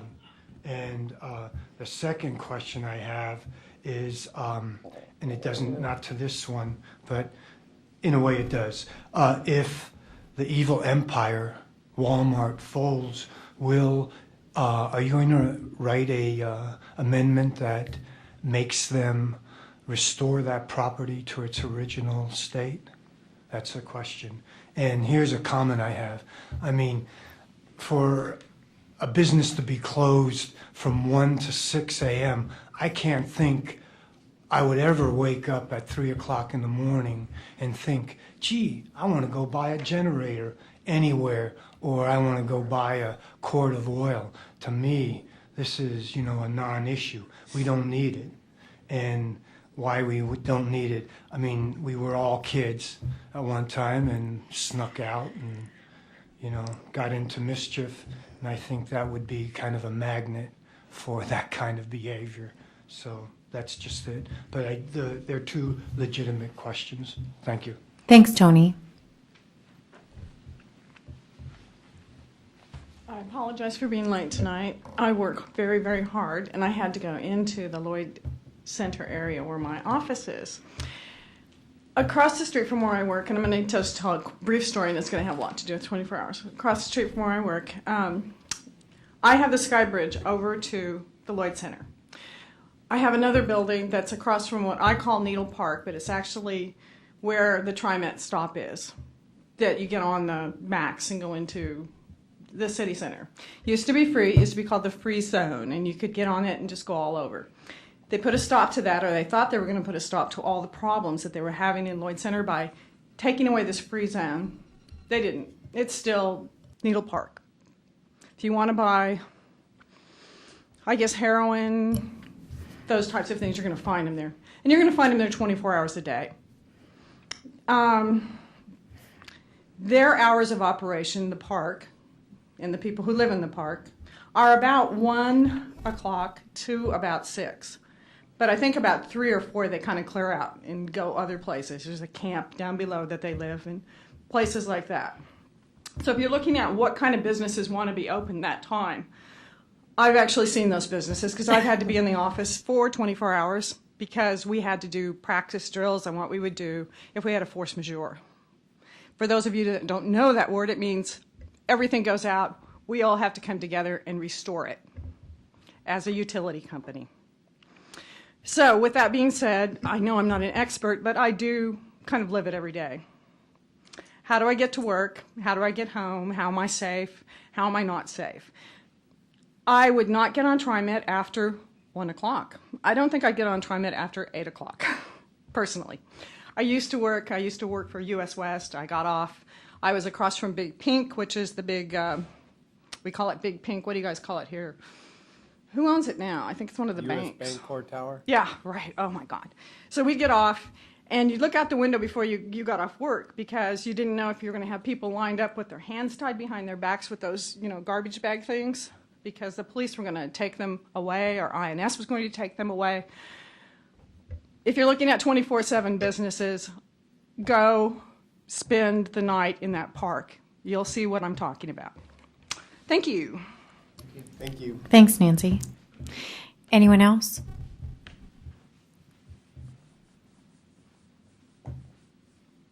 Okay.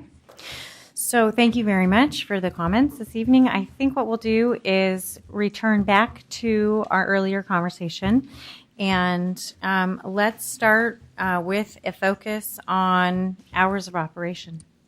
I'd like to give the example of Woodburn because I know that, was it Corvallis or Cornelius? What was it?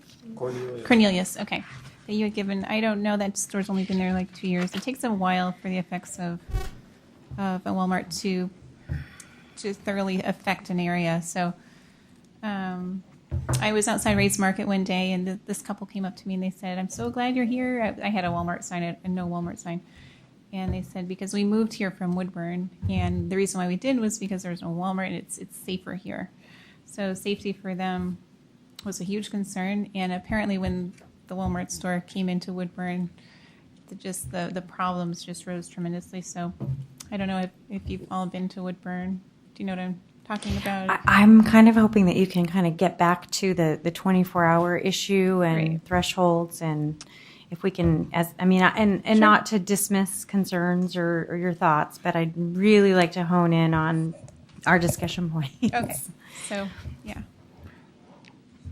Go ahead. Yeah, I guess maybe I'd like to kind of get a sense from the rest of the committee which kind of avenue we're leaning toward as far as, a prohibition with exceptions or general hours with an application process, and maybe that would help us focus on what direction we want to go for an ordinance. So I would go. I'm leaning towards a prohibition. I was thinking about an application process, but after listening to Chad, it sounds like the prohibition would be easier to write, less chance for it to be appealed, and it'd be easier to apply in a fair and equitable place across the board. Is that correct? Is that what I was hearing you say? Again, there it goes. We can write either of them, and I don't know that one's easier to write than the other, because whichever one we're going to write, we're going to want to make sure that it's narrowly tailored and that we have a lot of the justification for the ordinance, like the Camden ordinance has in it. So, it's not going to be, I think we gave you an example of like a Washington Township ordinance in New Jersey, which was like 5 lines. We're not going to write you an ordinance like that, So it's not going to, one's not going to necessarily be more simple than the other. And, who's going to challenge it in court? I think, honestly, the flat-out prohibition has more of a chance of being challenged because it doesn't give someone the opportunity to actually be open 24 hours. The risk in having a process where someone can, a permitting process, is sort of what Doug was talking about, is what criteria are you going to use for that? And we need to make sure in the future that it's applied equally across the board. And that's not necessarily something about a challenge to the drafting of the law, but actually the application of the law, if that makes sense. Actually, it does make sense because as much as this city council has kind of been here for a while, every 2, 3, 4 years, a new city council comes on, and it's kind of, I think the application process is a little bit somewhat subjective to where, I don't know, I guess I'm just leaning towards it's just a flat out. So my suggestion might be that that we think of what those exemptions might be, and maybe the exemption is the way that you apply for the permit. So in other words, there's the use of health and well-being, the health and well-being of the community. If it's decided that this organization should be allowed to be open for 24 hours or for extended hours, it doesn't even need to be 24 hours. So maybe someone wants to be open until 2 o'clock in the morning,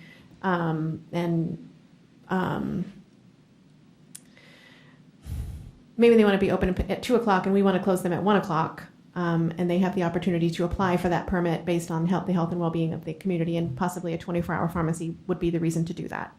So maybe if we can sort of loop that in. I mean, I guess what I'm trying to say is I propose that we look at an ordinance that limits the amount of hours that a large retail or a large business can be open. I'm very, very concerned about the noise ordinance because we've already got one, and I think that just needs to be updated.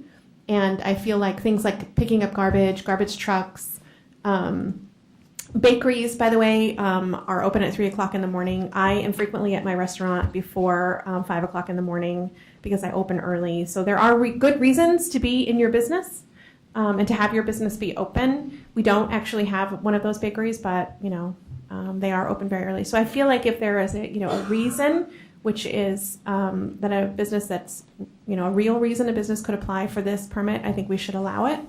And because I think that when you start talking prohibition is when you start talking lawsuit. When you say you cannot operate your business because of, I think that causes a lot of issues. But if we're saying, because we're concerned about the health, for both reasons, we're concerned about the health and well-being of the community. We want to keep our community safe.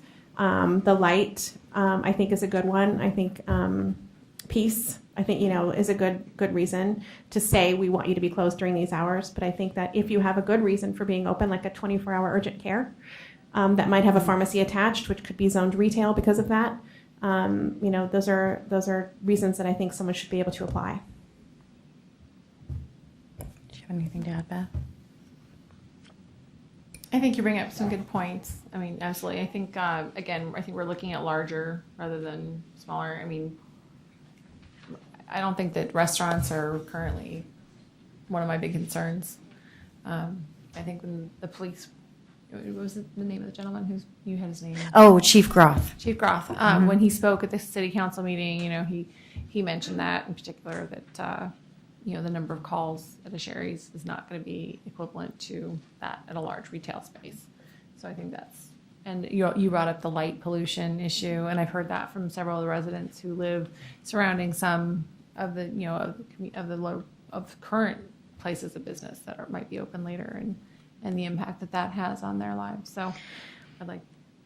So with both of those comments in mind, one of the things I'd like to remind the committee is that in addition to making a recommendation on ordinances, one of the things that we will do in our presentation to council is make suggestions on items that have come up. So for example, making a recommendation to council about updating the noise ordinance is something that we can certainly do. And we're not precluded from making those recommendations. And so if we collectively feel like that's important, then we can certainly include that in our report to council. I just wanted to throw that in there.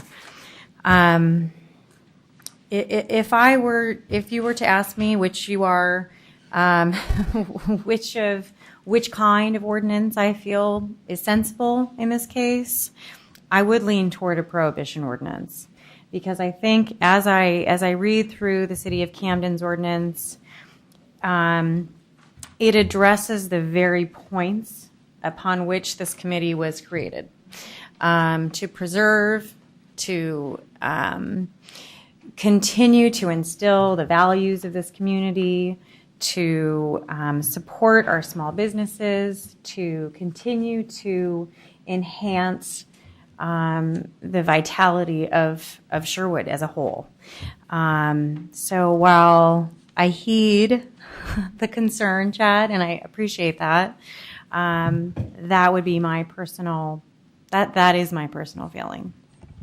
So I think I would agree I think we've already agreed on an ordinance to regulate, just reading from the Camden ordinance, an ordinance to regulate the hours of restaurants, retail, food establishments, retail sales, and personal services business. I would just ask that we strike restaurants from that.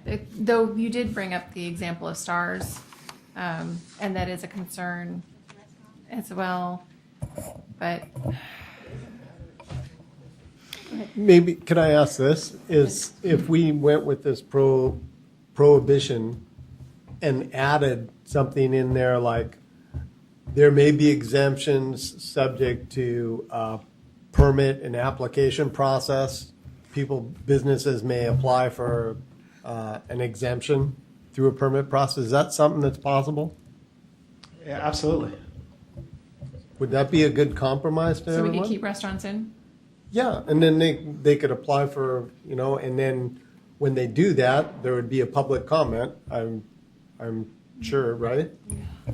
I would have an existing 24-hour restaurant. Are you telling me you're going to change their hours of operation? No, they wouldn't. If they're grandfathered in like that, if you have an existing 24-hour restaurant right now, they don't have to apply, right?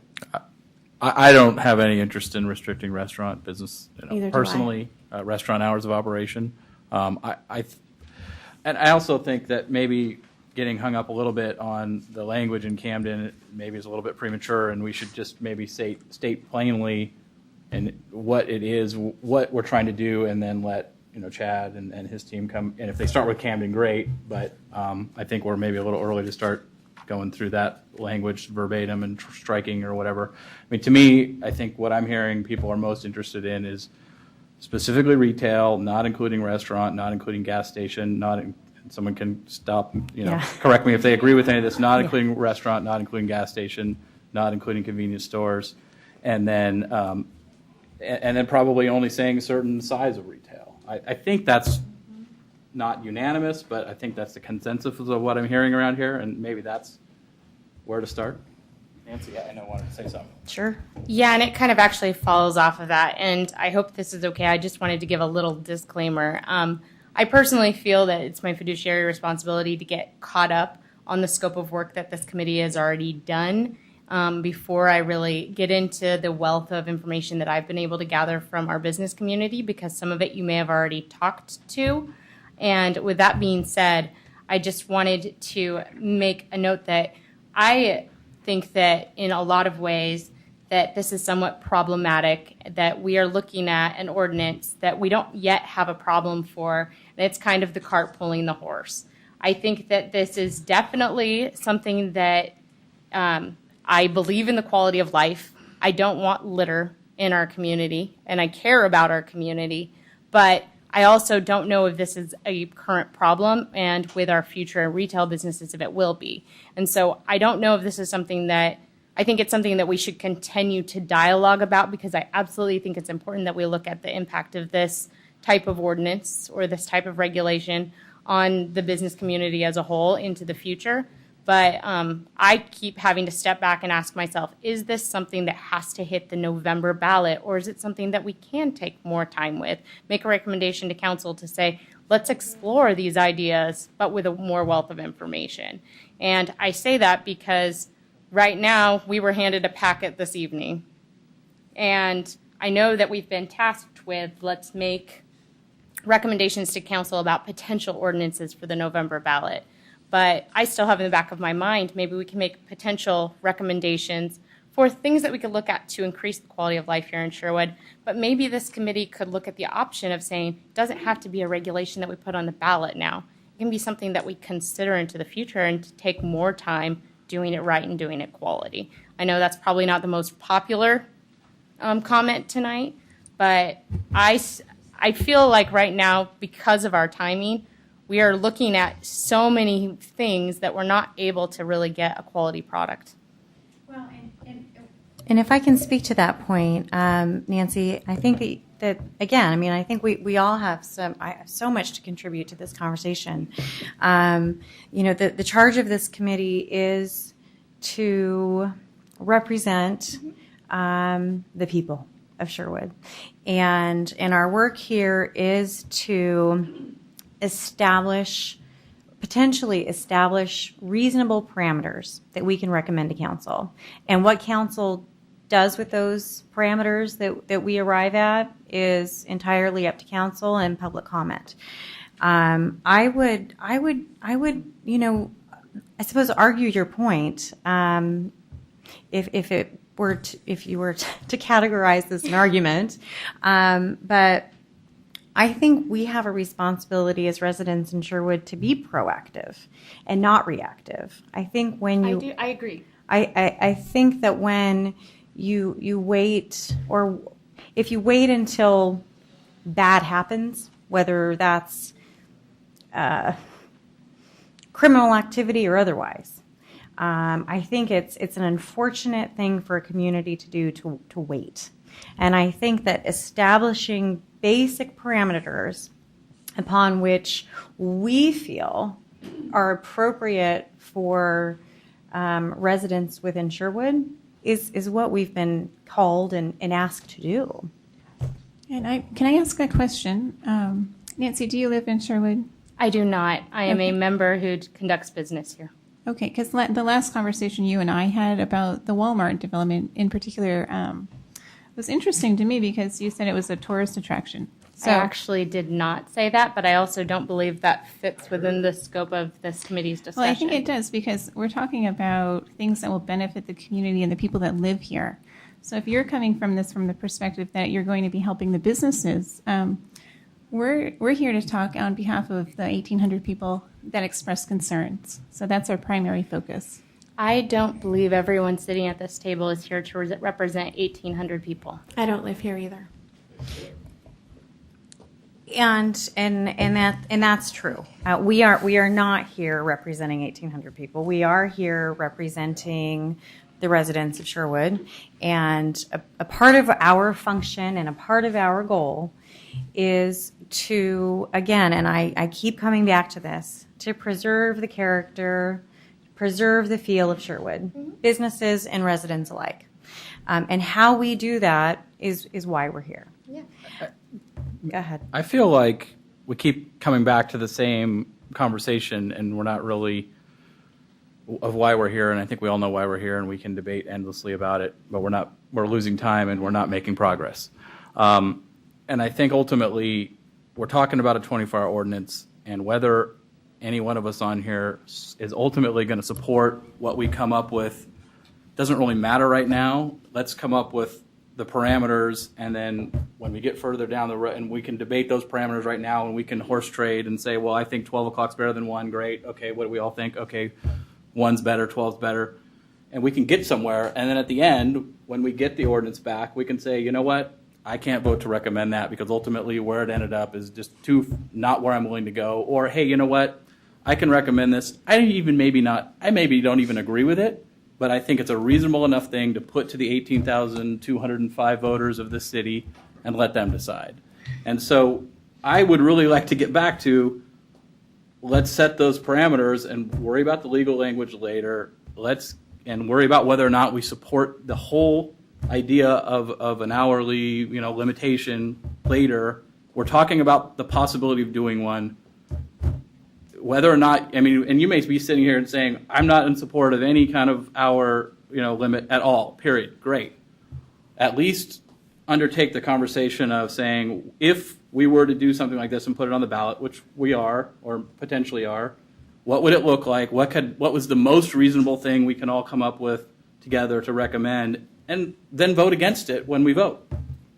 So I want to come back to what I started with a few minutes ago is, what do people feel like is the right parameters around this? And I think I mentioned, and I'll say it again, not including this would only include retail, would not restrict hours of operation for restaurants, would not restrict hours of operations for gas stations or convenience stores or pharmacies or a movie theater, and it would only then affect retail, which is defined as somebody going into the store and buying something and taking it home. Or drive-throughs, right? Yes. Or drive-throughs? Drive-through restaurant. Yes. Yeah. So it's all the same. Yes. Doug, can I interject and ask yes. a question? Okay, so let's focus on this. Can we focus on that aspect Yes. and then get to some agreement? So actually, I kind of feel like we almost need to come to an agreement that this is something we want to pursue before. Because Nancy, it does not sound as if this is an ordinance you would be willing to consider, even if we get it to the point where it's drafted. So I'd like to make sure we have before we put the work in. I'd love to make sure we have the votes that this is something we can agree on, at least in concept, that we're going to forward to City Council, the 24-hour. Before we answer that, I think it's important to remember that we're not deciding something. I think our question to ourselves would be, is this something that we can bring to the table and have the voters vote on? Well, and to take to council. Yeah. And that's what I said, to take the forward to council. Go ahead. And we're just doing what they've asked us to do, correct? Yeah, I'm a huge proponent of moving forward with some limitations. And Doug, I like your parameters that you set. Perfect. And as it pertains to retail, to be very I clear. would agree 100%. When you talk about, the reason I said drive-through is I just wanted to clarify restaurants that would be exempt, but I like that 100%, and I'd be interested to. I don't know. I keep getting a feeling that we're close here and that we can go ahead. But let me know how you feel, Rachel.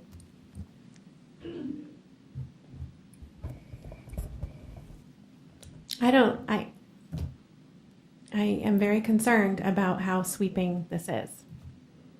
24-hour retail, if that's what we're sticking with, I think that that's fair, and I think that To Naomi's point, if that's what people's concerns are, then I think that we should let them vote on it.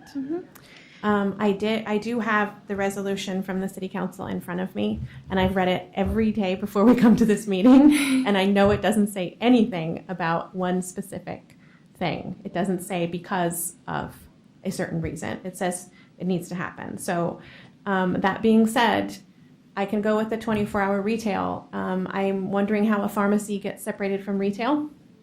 And that's for Chad to figure out as an exemption. And we can do that. I guess one of my questions is because you said you want to exempt convenience stores, and That's retail. definition of retail for the most part. So perhaps Maybe again, attached to a gas station. so perhaps we look at I was just going to say that. I mean, perhaps we look at square footage. But so one of the things I think you want to articulate in having this discussion is the rational basis that you're relying upon to distinguish between these types of things. So, for example, when you talk about a pharmacy being open, you've mentioned the health and welfare of the community and the people who may need to go get diapers or get their prescription or Right. whatever else. So you've come up with a rational reason why that is okay.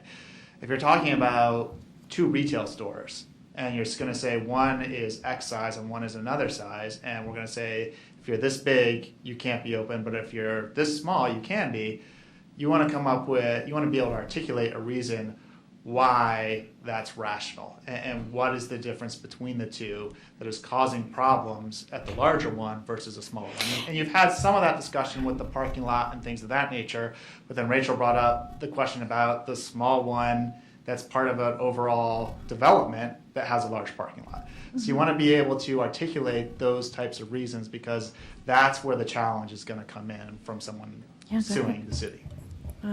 In specifics to just one, answering maybe one comment. My husband is a bartender and he works frequently until 1 or 2 o'clock in the morning, and we have children. Frequently he stops at stores and gets gas and gets diapers and gets milk. So I just want to say to you that I do believe that people need to buy things at 3 o'clock in the morning for various reasons. I think that some of the men and women that Larry work with might get off in the middle of the night and need to go home also. So that being said, there are valid reasons for needing to have a retail store in the middle of the night. So could we maybe say a store attached to a gas station, since we've determined that gas stations are okay? Can we do that, Chad? Is that something that can be written? Yeah, I mean, we can, and I think you want to, again, be able to articulate, the differences between the two. And one of the things I would also encourage you to think about is, are we talking about a citywide ban, or are we talking about bans that are within a certain distance of residential properties? Because, if you've got something that's not close to residential properties at all, do you really have that same rational basis that you're talking about for other types of things? I think when it comes to police coverage, as long as it's in city boundaries, we're still talking about some of the same issues, even if they're not within 200 feet of residential. And the other thing that kind of distinction draws in for me is competitive advantage. I'm really concerned about setting up any situation where somebody has a competitive advantage over somebody else on a somewhat arbitrary basis. Well, with that in mind, if the competitive issue is a concern, then this ordinance makes even more sense. Because if you're talking about an even playing field, for lack of better words, then causing a restriction for hours would create a better playing field. So if we are limiting hours of retail operations, I think earlier Beth threw something out along the lines of 6 a.m. to 1 a.m., then retail businesses within Sherwood operating under those hours, I mean, that to me is causing an opportunity for an even playing field if large retailers are open during those hours. So you can choose, I mean, at this time, the best example I can think of is Albertsons and Safeway. I mean, there is competition between the two. They have like products, and their hours are quite similar. And that's a great point, because the Albertsons could be within a proximity to a residential zone, and the Safeway wouldn't be potentially, or vice versa maybe, depending on what you drew the where you drew that number, right? And so I would hate to set up anything that would allow one of them to be open and not the other. I think that would just be not. So how do not folks right. feel about 6 a.m. to 1 a.m.? Well, I really want to finish the other conversation before Okay. we move to the hours. Okay, okay. Oh, so it's like a size, for example? Well, or we were talking about size, or we were talking about type of business, and The specifics. the of what specific you're type of talking about. businesses. And I'd really like to see us come to some. Let's put that one to bed, and then move on to the next one, right? The next component. I thought we talked about retail. Well, Being the retail is business. a very vague term. And that's why I felt like we were moving toward a size. Did I not understand that correctly? I think Doug brought up some specifics that weren't, I mean, I agreed with I wasn't him, but talking I don't about think size, everybody. but if that's the direction the rest of the group wants to move in, Maybe you could repeat those specifics for us. But I think Chad also suggested that size was not necessarily the best criteria, that possibly use. Well, it can be, but what I'm encouraging you to do is think about and articulate the different problems that a larger retailer may cause that would not exist with a smaller retailer, and articulate those reasons now, or as we consider this ordinance in the future. Possibly talk to the police chief, about additional crime that may occur at a larger retailer. Talk to get input from the community about additional noise or other types of things. Examples from Woodburn that may have occurred. Whatever type of record that you can build to be able to distinguish why it is okay, why the smaller retailer is not going to cause the same problems as the larger retailer. And if you're able to do that, then we would have a much better opportunity to defend the ordinance if it's challenged, as opposed to just arbitrarily picking some criteria and saying we're going to say yes to these people and no to these people. Yeah, and I think that that's more than reasonable. Looking at a couple of other local municipalities, both the city of Bend and the city of Hood River came together, and they did do some prohibition type ordinances that. I mean, I have Ben's. I happen to have Ben's in front of me. And, I mean, they listed all kinds of reasons why they felt like they needed to amend their nuisance ordinance in particular, and address some of the things I brought up earlier, the loitering in the parking lots and the car games and the cruising and the loitering and even trespassing issues. I think the larger footprint you have for a retail facility, the greater potential impact that you're going to have for people that are not supposed to be there. And I mean, in my experience, again, I mean, as a large as a property manager of all types of property types, retail facilities, large retail facilities are absolutely far more impacted than some of the smaller facilities. And if the large retailer is selling guns and alcohol and that sort of thing, it could impact the crime within the area as well, right? Well, I mean, I don't know that, but what I do know is, again, I mean, you if you have a larger facility, you have the potential for greater disturbance. And so that's the basis upon which I would feel like a prohibition ordinance would be sensible. Well, and you just said something really interesting to me, because Rachel had mentioned earlier that it may be time for us to look at the noise ordinance again here in town. And I would be curious if expanding the noise ordinance to something more like a nuisance ordinance that would include things like lighting, loitering, littering, and, be a general reflection of the people who are doing it and committing those acts, rather than penalizing, maybe the lot of land that they're on, whether it's business or residential, might be worth considering. But I think, I mean, I see your point, but I think that establishing as a committee and making a recommendation as a committee based on what we feel are appropriate and reasonable business practices makes sense. And so if we do feel like establishing hours, like some of our existing retailers have, makes sense for all of these reasons, the, additional congregating and all of those things, then I feel like we're moving toward some kind of an agreement. Yeah. So I feel like we're getting back off track again. So I'm sensing two options here. I think we've coalesced around prohibition, maybe. So that's good. I'm sensing two options, though. One I'm hearing is let's go after the size, and then there was the other idea that I proposed about let's talk about types of businesses instead of sizes of businesses. And so maybe we should kind of take a vote, for lack of a better process of kind of getting some idea of which one of those methods we want to pursue, because otherwise we're just going to keep talking about it and really not make any more progress. I would agree to take a vote and either vote on types of businesses or size, and we're going to go down one of those two roads, right? Well, we don't have to take an official vote, No, but we can official- hear. no, Yeah, but I yeah. mean Show of an hands. Yeah. informal vote, Yeah. just so that we can stay on track here for the next 45 minutes. Okay, I'm going to start on this side since I started on that side last time. Do you want me to skip you and come back to you? Okay, Beth. I think I'd probably feel more comfortable with type of businesses at this point. So, general category. With the option for, I know we've discussed before, some variant, like a conditional use on a temporary Exemption basis. Permit process, yeah. Yeah, for holiday. And Okay, Doug.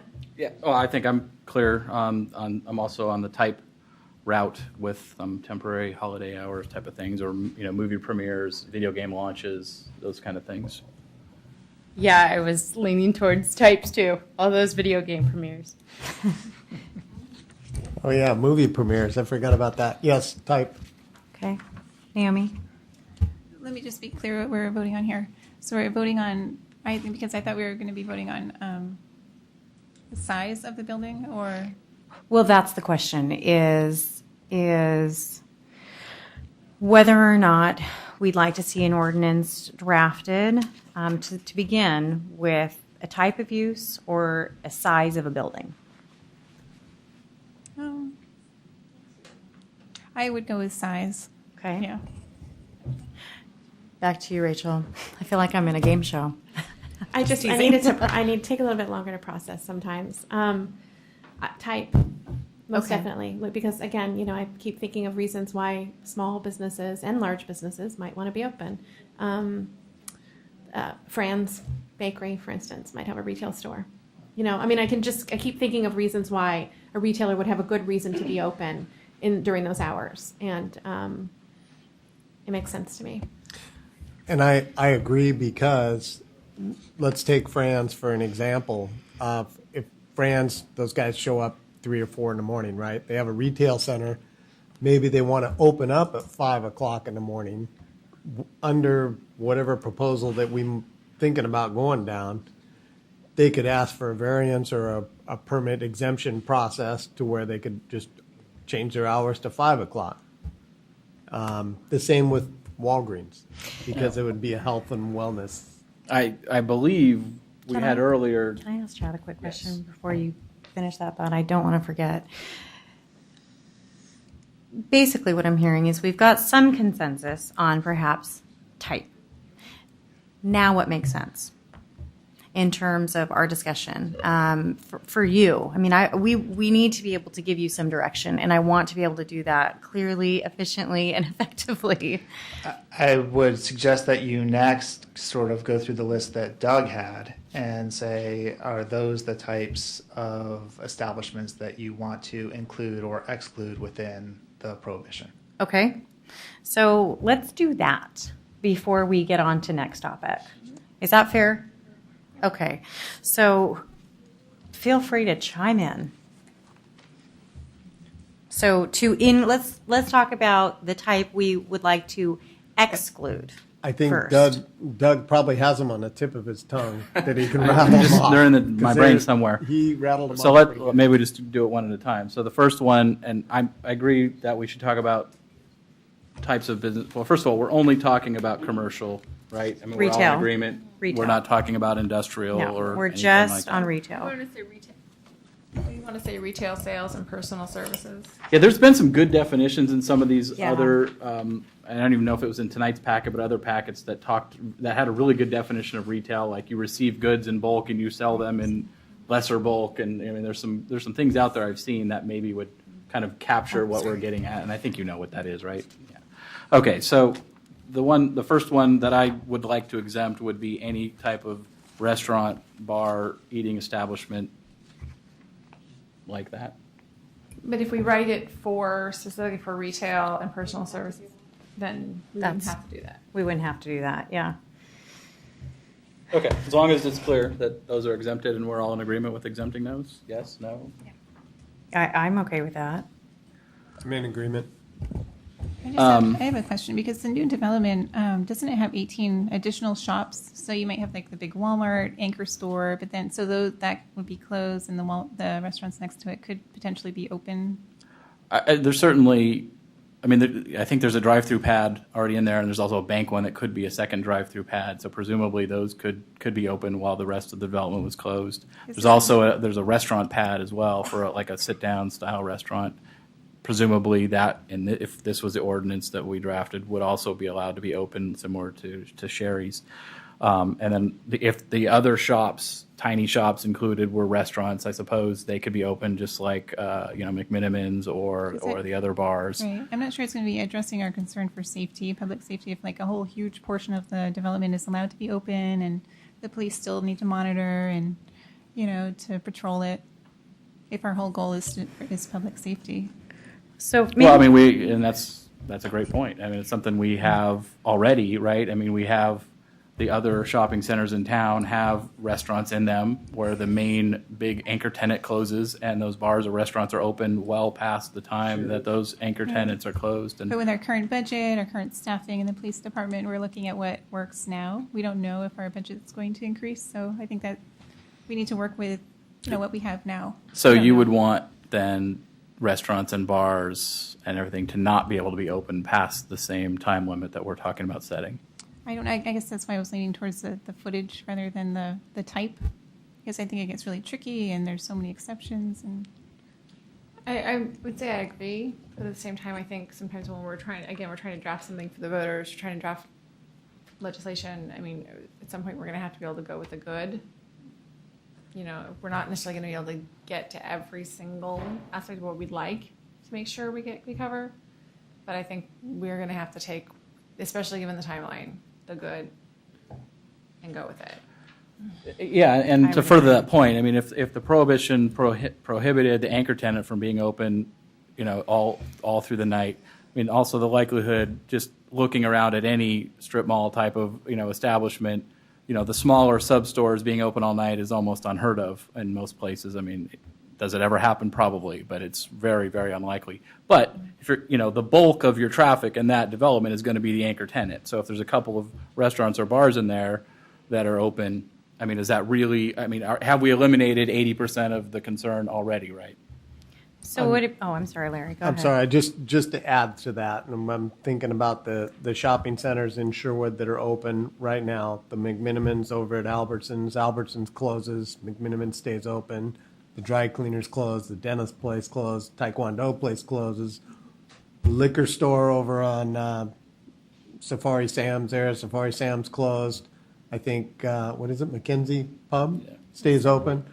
Sherry stays open. So it's all part of, if the anchor place closes, the customer base won't be there for them to stay open 24 hours. It does dramatically reduce the traffic base. Yes. So it sounds like we're in agreement that the type that we're talking about in this instance is for the retail sale of goods and services.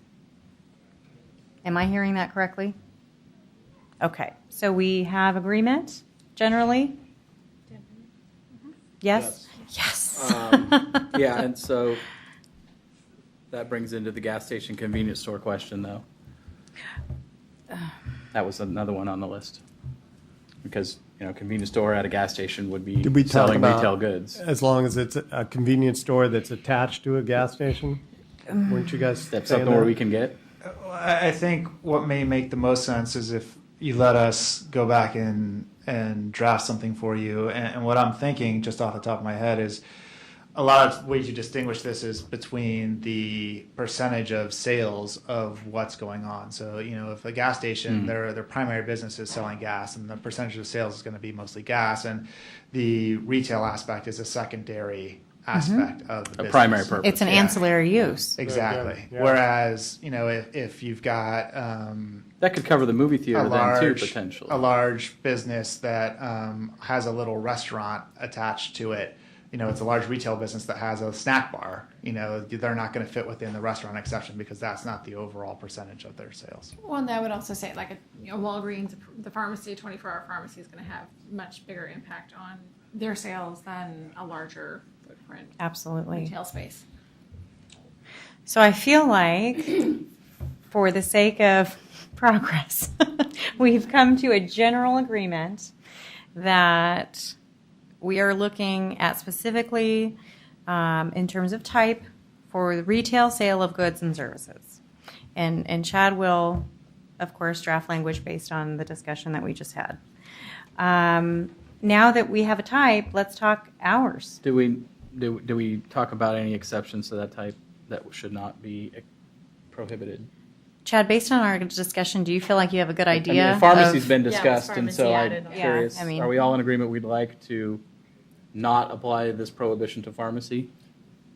Yes? I'd like to suggest that we use, the Camden law for a basis for the purposes of residents' health and safety. That would cover gasoline, prescription and non-prescription medications and drugstores, pharmacies. And you said you could draft something regarding percentages, if everyone agrees to that. I would agree, and I would think that you have enough to work on to come up with a draft, and we can work on changing little stuff later, and Yeah. maybe move on to hours. What about the movie Great. theater? That's again, their retail sales are an ancillary use It's to goods and their services. Their services, they're selling the tickets as a service. Okay, can we all agree we want to exclude it and let Chad figure out the We details? could exclude theater. We Because could I exclude was thinking of theater. the new community center, Yeah, for instance. also, We could good. exclude theater.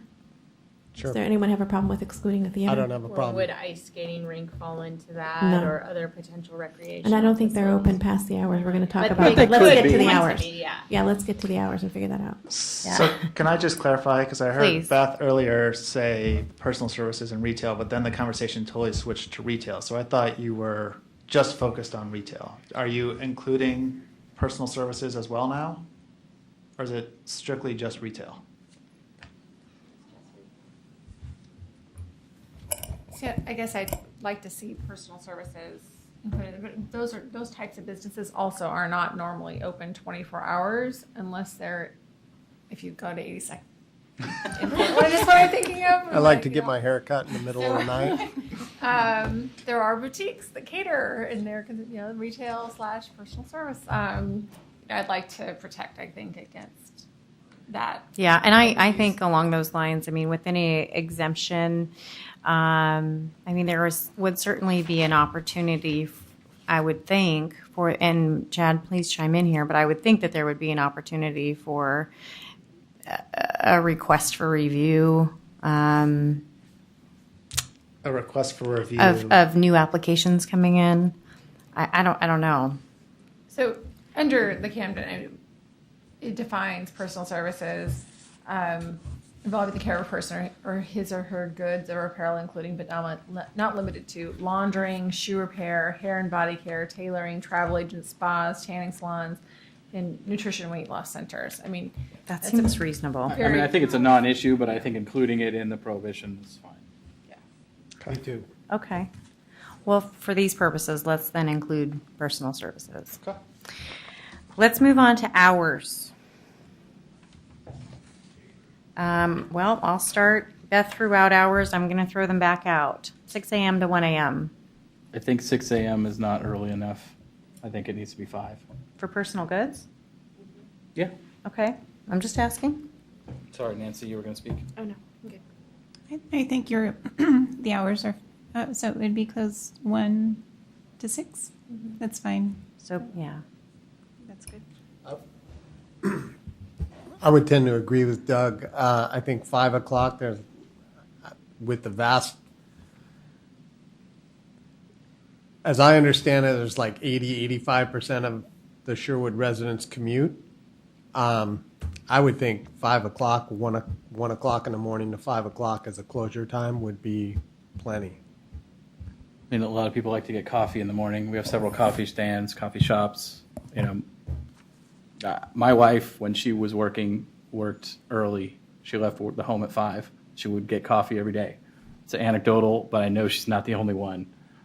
There's a lot of people that start work at 6 or 7 and have a long commute, and 6 a.m. just does not seem early enough for me. I think 5 a.m. works, and I think most of your problem hours are going to fall, before 4 a.m. anyway. So I still think there's enough gap there that we're accomplishing the goal without overly penalizing businesses or people in town who want to, get their donuts in the morning or their coffee. So, given that we're excluding restaurants and retail food establishments from this, I think 6 a.m. to 1 a.m. is where I feel comfortable. Yeah, and I was just going to say that I feel like coffee shops and bakeries should fall within the category of restaurants. Yeah, I mean, again, I would tend to agree with Beth and Naomi on, I think 6 a.m. to 1 a.m. is reasonable. So I'm trying to think here because I guess I was mistaken. The coffee shop, Yeah, I was a gas confused station, too. a convenience store, those are all exempt. So is there anything that you guys think needs to be open at 5 o'clock other than maybe a bakery? But that would be potentially a That's a restaurant restaurant, again. yeah. Restaurant. I think it would help keep noise down too for residents that live right there. And that's since what I it was is a concern. thinking too. I think that it is fair to open a grocery store at 5 a.m. It's not uncommon in other areas. I can tell you that I stop at the grocery store in my neighborhood at 5 a.m. pretty often. And there's a lot of people who head to work with 85% of your commuters leaving Sherwood. A lot of them are having to drive, a ways and may need to buy their services. We'd rather them buy local than, where they're going. Again, I'm very concerned about, having commuted. I commuted from near McMinnville to Portland for 5 years, and I've commuted, since living here, I've been commuting. Again, I'm concerned about the impact on neighboring homes to developments that, as much as I would love to be able to pick up the goods and, that I need for my, event that I might be headed to, and believe me, I have time and time again stopped in King City because that was, open. There wasn't anything else open before I got to that point. I would be concerned about the impact on residents nearby if we extend to 5 a.m. instead of 6 a.m. And we have an established business here that's currently open at that hour, so I think that's a good threshold to start with. Rachel, any thoughts on this? And you can say no. I don't like limiting hours of businesses at all. That being said, Home Depot is open at 6 a.m. We already have businesses that are, it seems as though, I don't know what time every business opens in town, every retail operation. I don't know if any of you do, but I don't. It seems as though the consensus is that majority of them open at 6 a.m. I have a problem limiting hours at all for business, but I'm not the consensus. Yeah. Should we show of hands between 5 and 6? Yeah.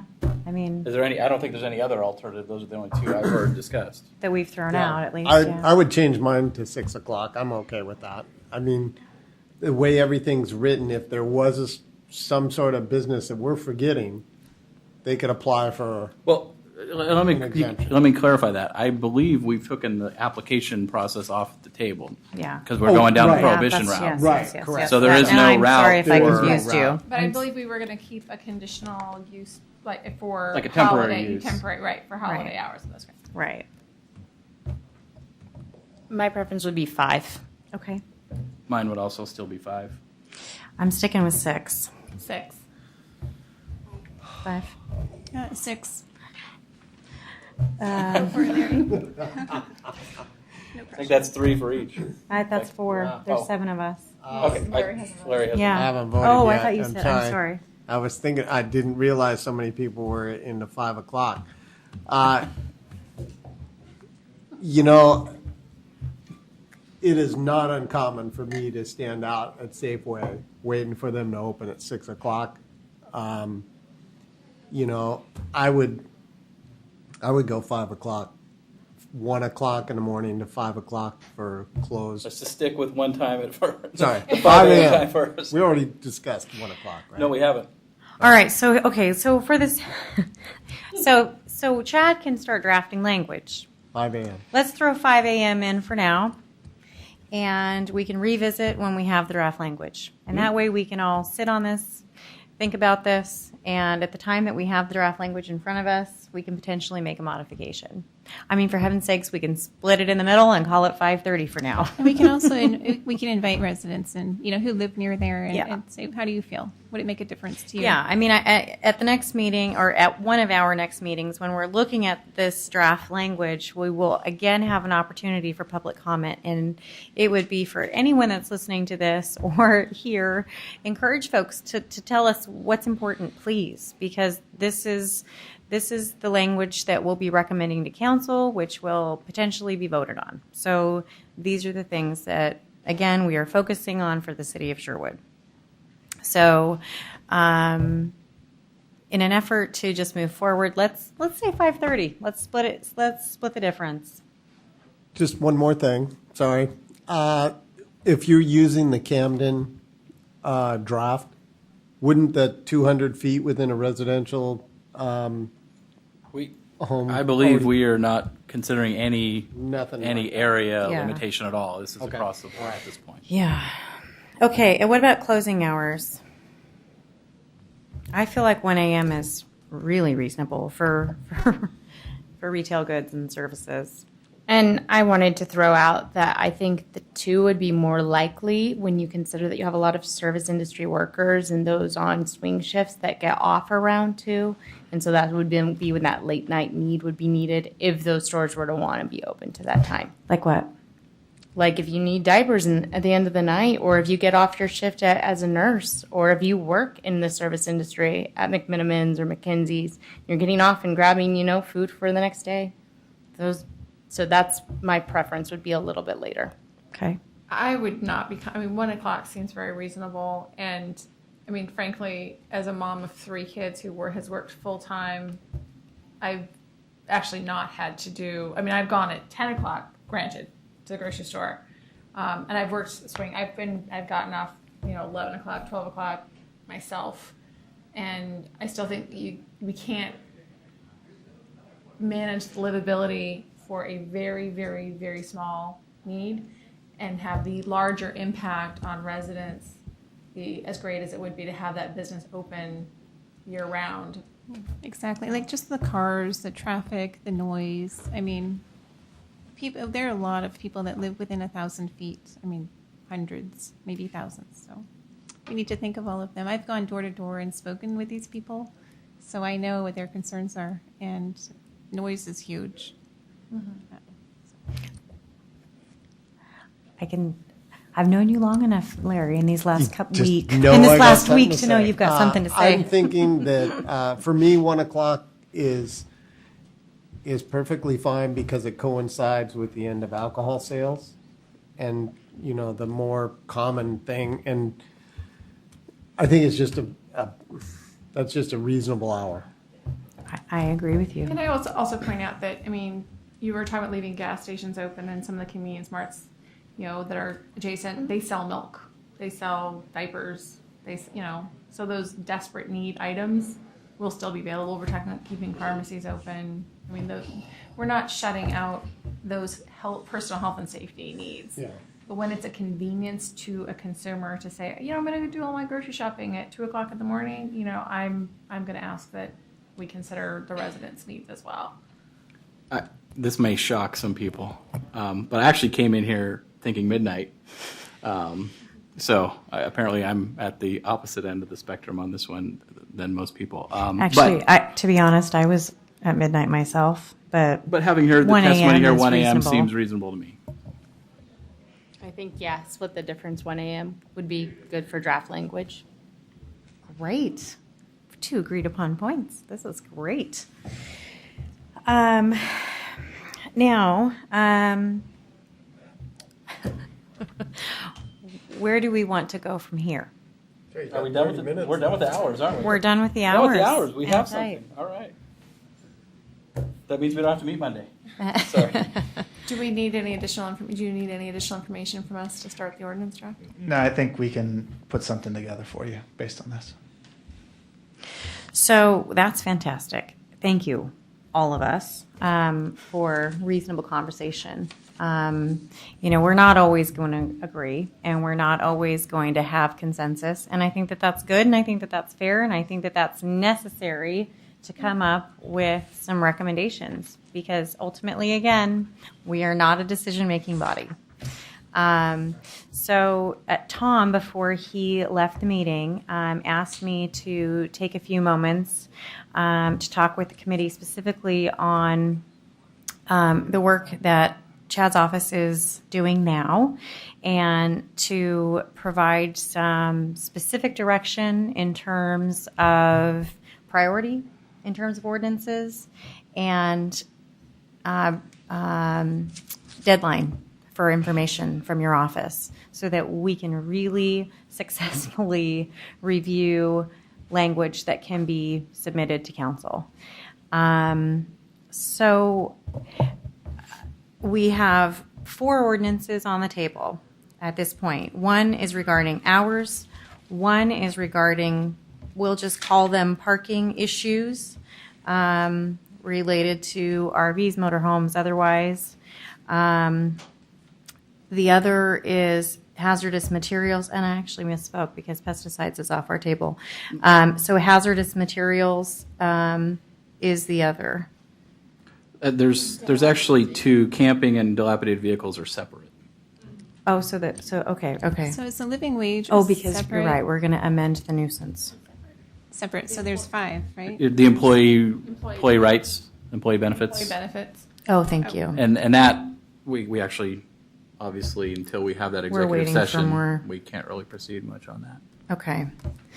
And then employee hours. Okay, so because we don't have the information on that, let's just quickly talk about priority work for Chad's office. If I were to put these issues in order, the hours would be number 1 for me. Parking issues would probably be second. And I mean, I hate putting hazardous materials third because it is rather important. But in this regard, third. And dilapidated vehicles, again, I mean, I think that that'll be pretty quick for your office, given this is a modification to nuisance. So that would be 4th for me. I would put camping first, dilapidated vehicles second, hours third, and hazardous materials 4th. So I'm sorry, I'm confused. Why are the employee rights not part of your list? It's not that it's not important, but we don't have. Oh, okay. Oh, So I in see. the That's a future- good point. Right. That's a good point, because right now we're still waiting on information, is why I didn't include it on my list. Am I not thinking this through? I would appropriately? agree with you. I don't think it's definitely been decided that we can actually do something with that. Well, So, I guess I'd ask, what is the question exactly that Tom's looking for? The question that Tom is hoping that the question is, provide some clear direction to Chad's office of our priority work, priority ordinance language, so that they know a deadline that we're working toward. So we know, for example, by next Thursday, we want information from Chad's office, or by Monday, we want information from Chad's office. So I didn't really talk to Tom about this in much detail. He just mentioned it to me quickly. But I think the point is that if we only have a certain amount of time, and there's always issues with drafting, as you've seen tonight, going back and forth about what you're going to do and not do. And when we come back, we may say, okay, here's the first draft, but here's some other things that you need to decide. And you only have a limited amount of time. So if we're going to look at the resources that you have, including our office, what is the priority that you want to focus on in case something has to fall off the table? I'm not saying that something will, and it's my intent at least to get you, 3, if not 4 of these ordinances next week to begin to look at. But it doesn't mean that they're going to eventually get to a form that's going to be finalized for the council.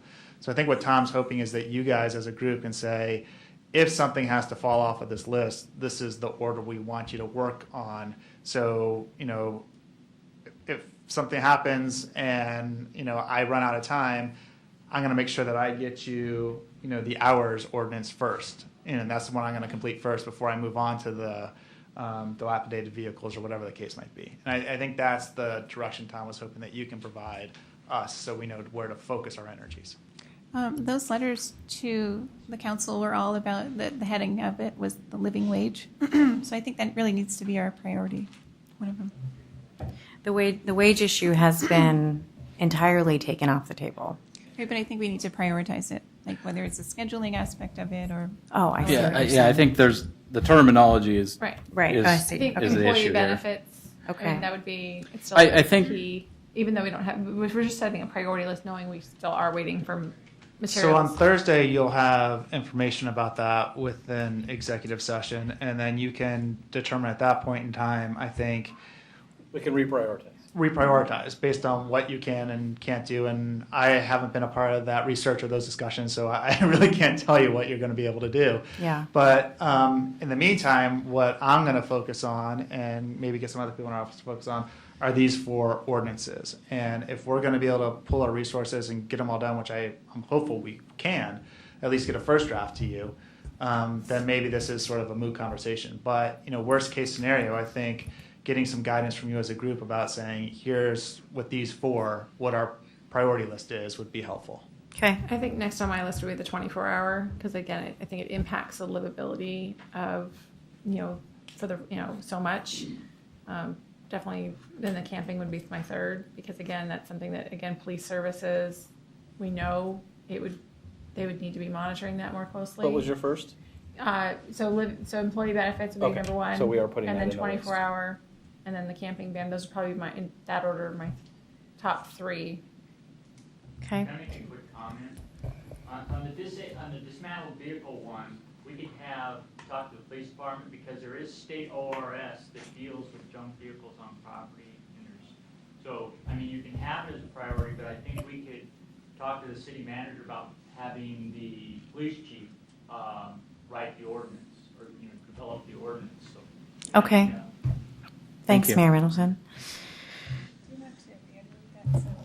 Oh yeah. So for those of you that couldn't hear Mayor Middleton, he that's okay. He suggested that an ordinance related to dilapidated vehicles could potentially be drafted by the police chief.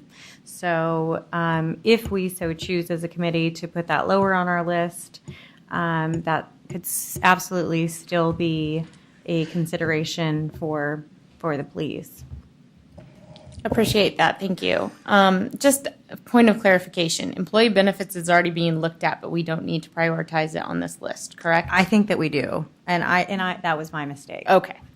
So we do have 5 issues under consideration, and so I feel like perhaps I will, and my apologies. Could I make a quick Yeah. recommendation, maybe? Given what we just heard from Mayor Middleton and kind of dovetailing that in with the conversation we had earlier about the noise ordinance, and that, there's some existing body of law around both of those issues already, whether it's state or local or a combination of both, that maybe we should, instead of trying to draft a dilapidated vehicle dilapidated vehicle ordinance for the voters to vote on in November, maybe that should just become part of our packet of recommendations to the council to pursue later. I would agree. Agree that. That's a great idea. I would agree. Rachel? I would like to apologize for Chad for wasting your time working on the ordinance that we asked you to work on. I don't think it'll be a waste, because He's already done could, it. It could still be. He's already done it. No, But it doesn't have to go to the voters, I guess, is the point. It's more than fine with me, trust me. We'll still take what you've worked on. So I think I just wanted to give you guys now that these employee benefits are back on our priority Yes. list, For lack of a better word, I'm just calling them employee benefits. Sure. All right, that would be my first priority. 2 would be hours of closure. 3 would be the parking issues. The dilapidated vehicles just got crossed off. And as much as, and again, I speak as a resident, not anybody who works for a particular emergency agency, but I think our focus on hazardous materials was the ability for cities to have a rapid response. And there is a local fire department or fire district that I know that has a hazardous materials response team, and that's what they do, and they're trained in that. And they're not just in our area, but they're statewide, and they're interagencies through Portland and other. So that's lower on your list? It's definitely last on my list because I know that any emergency responding team is going to respond in a timely manner and make sure things get done quickly. Okay. Let's just go around the table. I mean, Yeah, I would agree with that. I have your numbers. So Naomi, let's go with. I would agree with everything Larry just said. Okay. Except, so we're sure that pesticides are completely out of the debate? There's a preemption regarding I have pesticides. the ORS on that. Nancy? I'm going to need to take a pass for a second. Okay, no worries. Doug, can you just. Yeah, and I'll qualify this because I want to. I'd still say camping for me is number 1. I'd put hours of operation number 2. I kind of would.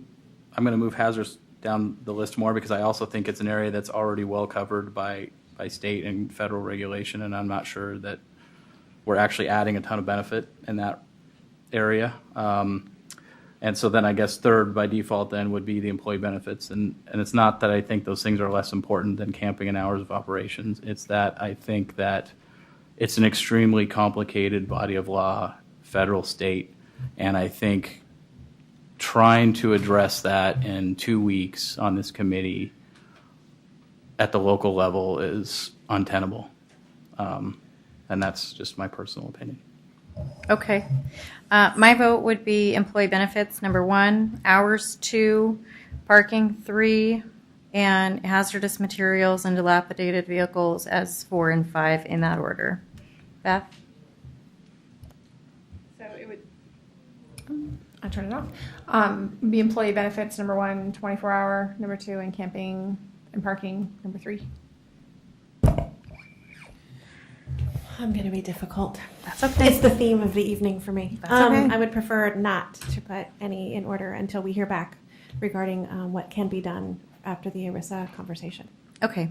Well, given that we have a majority in favor of just. Oh, actually, we don't. We do, but. Yeah, sorry. I was needing Yeah, to I'm think sorry, based on the hazardous materials conversation. My order would be 1 for camping, 2 for hazardous materials, but I will qualify that with the fact that I personally do not think that we're in the position right now where we should be looking at hours of operation for these businesses, and then 4 with the employee benefits, because I think that any conversation that would include BOLI would take a lot longer than we should be giving ourselves right now. So do you want me to repeat that? Yes, please. Yes, it was 1 camping, 2 hazardous materials, 3 hours of operation, 4 employee benefits. Okay. Okay, so Chad, you got all that. I think employee benefits, hours, and the parking issues are our top 3 priorities. Okay. So do you need anything else from us this evening? No, just to clarify, dilapidated vehicles is taken off, and that's just going to be a recommendation to the council for future work. So we are really focused on drafting you 3 ordinances, hours, overnight camping / parking, and hazardous materials, and then we'll have the employee benefits conversation on Thursday, and depending on the results of that, maybe drafting additional ordinances from there. Can I just touch base real quick on the dilapidated vehicles? Whatever work has already been done, I think we'd like to see if possible. It's minimal. Okay. and whatever it is, obviously. I have basically just looked at a couple other jurisdictions and pulled their nuisance codes with dilapidated vehicles. And that could be And preserved that and can forwarded to the absolutely- council as well. yes. Okay. And Larry had also mentioned regarding hazardous materials that it may also be a recommendation, or we have. I would make a recommendation or recommend to you guys that we make a recommendation to the city council to look into that. And it doesn't necessarily have to be an ordinance that we need drafted. It wasn't my understanding that I'm sorry, I think I understand the ordinance that we sent differently. Because I don't think it was about response. I think it was about communication of and use of and storage of, which I also think has to do with employee and worker rights. So I thought that it was less about getting someone to respond to the mess, but not having one in the first place. And if there was known activity that might not have resulted in an emergency, it would give the city opportunity to act. That's what I thought we were talking about. It was my understanding, just what's been reported to me, is that you guys want to use the Eugene ordinance as a basis. Correct. And that's what we were going to do. And just update that and make sure that it was legally sound at this point. That was the direction that we did. But I take guess your I'm saying office. I would not like to scrap it yet. I would not either. Just based on extensive conversation that we Okay. had, No, I that's feel fine. like it's important that we do have that language back. And not having been here on Friday, I wasn't sure if it was Yeah. a response, and I do agree that we have resources in place statewide. But if it's something regarding storage, then Yeah. I have a question regarding upcoming meetings because I know that a lot of us have things that will conflict. So can we call in and then vote? That's a question for Chad. Yes, you can participate in a meeting by telephone or video conference, whatever the case might be. You just can't have a proxy vote. May I add, I actually asked that question prior to this group joining together, and I was told that that was not the case from city staff, Which part? that you could conference in. Oh, well, and we were going to try to do that on Friday, and I wasn't able to do that. It's not a matter that legally that we cannot. It's the matter of the equipment that we have allowing that.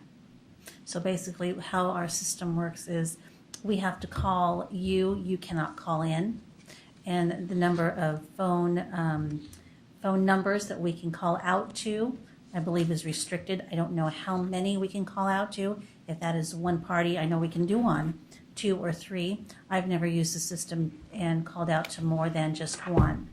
So that is a limitation of the equipment, is something that our IT department can certainly look into. okay, great. Would anyone, let's, I feel like we're at a place where we can make some closing comments. So, Rachel, would you like to reserve your right to hold off for a minute? I'm all good. You're good? Anyone, Beth, anyone? I'm good. I do want to say really quickly, though, I appreciate the nature of the conversation and how polite everyone has been, even though we've had some pretty different positions on things tonight. So it's always good to see. I'll be brief tonight. It was a good progress, good session, so I'm thankful to the rest of the committee for our conversation. I just want to also really thank Sylvia. She's been putting in a ton of time, not only on this committee, but in the rest of in her works for the city. So I appreciate all the time you've been extra putting in for us. Thank you. And Chad and the legal team as well. Yeah, I would echo that. I really appreciate all the work and public service that people are putting in, and I hope that if there are people who are watching, that they do take the opportunity to come in for public comment. I would agree. Thank you, everybody. I mean, it has been really, last couple of meetings I've went home thinking that, gosh, we're not going to get anywhere, and it is really satisfying to get a couple of these things knocked out tonight. I would also thank the audience for their comments and encourage you guys to talk to your friends and neighbors and get them down here for these last few meetings and stuff. And I'd certainly be interested in their comments also. Make sure that we're hopefully going down the right road for you guys. I would agree with that. I'd like to ask whether or not the email list to notify people has been made. I don't know, Sylvia, do you know about that? Is there a database being built? There is notify a people? contact list that has been created.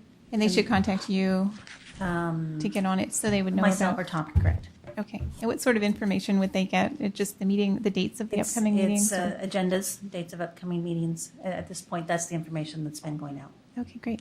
And I think we're working great under pressure, so thank you. So a couple of things I'd like to address. Tony, in his public comment, asked a couple of questions, and I said that we would do our best to answer your questions. So I'm going to take a stab, Tony. Number one question was, what businesses are being pursued? I don't know. And that's all I can tell you. I don't know what businesses are being pursued. What I can tell you is that typically there are confidentiality issues surrounding negotiations. And perhaps Nancy could talk a little bit about small business incentives and what's being done within Sherwood to attract new business.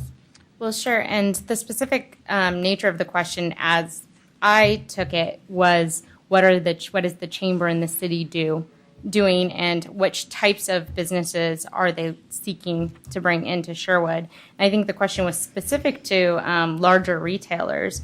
I can tell you that the scope of the chamber work, and I'm not going to speak on behalf of the city, but the scope of the chamber work currently has been looking at manufacturing, potential lodging, and really building our pre-existing foundation of businesses so that they can have secondary storefronts and expansions and things of that nature. That has been the scope of work that our community affairs organization has been making a priority as a subcommittee of the chamber, and we're always interested in hearing more from our local citizens about more businesses that would be desired or that we could bring and potentially look at economic development recruiting strategies for. The second question that you asked was if the Walmart building should close or their business should close, would they be required to restore the building to its original state? I hate having this answer on both of your questions, but I don't know. Typically, again, when there is a private agreement and contract made with a tenant or a business, there are provisions typically included in a lease agreement or a sales contract that could potentially address these issues. I don't know. These would be questions that you could certainly request of the city and or to the actual owner of that business. And yeah, I actually meant to address this as well, so I'm sorry. Actually, this is an example of an ordinance that I was actually really interested in when I got onto this committee as well. Unfortunately, my read on the situation, and it's not authoritative by any means, is that typically would fall under Chapter 16, which is our land use and zoning, and it would require that to be a condition of the approval of the site plan, which has already happened. And also because of the time we were advised when these set of meetings started that because of our time limitation we could not address things in Chapter 16 of the land use and zoning policy. So two things would have to happen. The land use policy, I believe, would have to be updated to allow for that kind of condition, and then any site plan going forward would have to have that condition put on it. And maybe Beth can actually speak to this as well. Actually, Doug is correct, is that would have had to have been a condition and it would have had to have been in place prior to any application that was made. So it's unfortunate, but for any existing businesses in Sherwood or those that are already had their applications made, we would not be able to change the conditions. But we could, potentially, I don't think under this process because we've already agreed we're not going to look at Chapter 16, but it's something the Planning Commission could potentially look at during their code review process. But that's unfortunate. That's unfortunately has to be in place a little farther in advance. We can't make a change now that for existing businesses. That was the same problem we ran into with traffic, correct? yes. Correct. Rachel, do you have anything else you'd like to add? Okay, I just want to make sure. Nancy, you came up tonight and you talked a little bit about the Lloyd District and some concerns that you've seen within that as it pertains to 24-hour businesses being open. And I wanted to say thank you for expressing your concerns, and I hope that the work that we've been doing illustrates that we do care about these issues.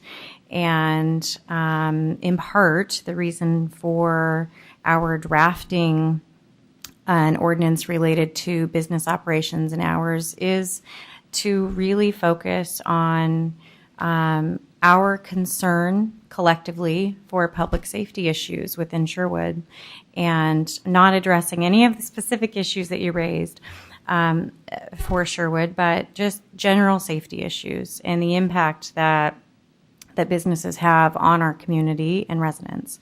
So I hope that satisfies a response to you and your comments. I feel really privileged to have been afforded this opportunity to sit on this committee. And, someone at council last night made a comment that the reason, that this isn't a personal issue, but it is. And it's undeniably a personal issue for each and every one of us in this room, with Chad maybe in as an exception. But the reason we sit here and the reason that we get together and the reason that we have these conversations is because it's personal. We care. We care about this community. We care about one another.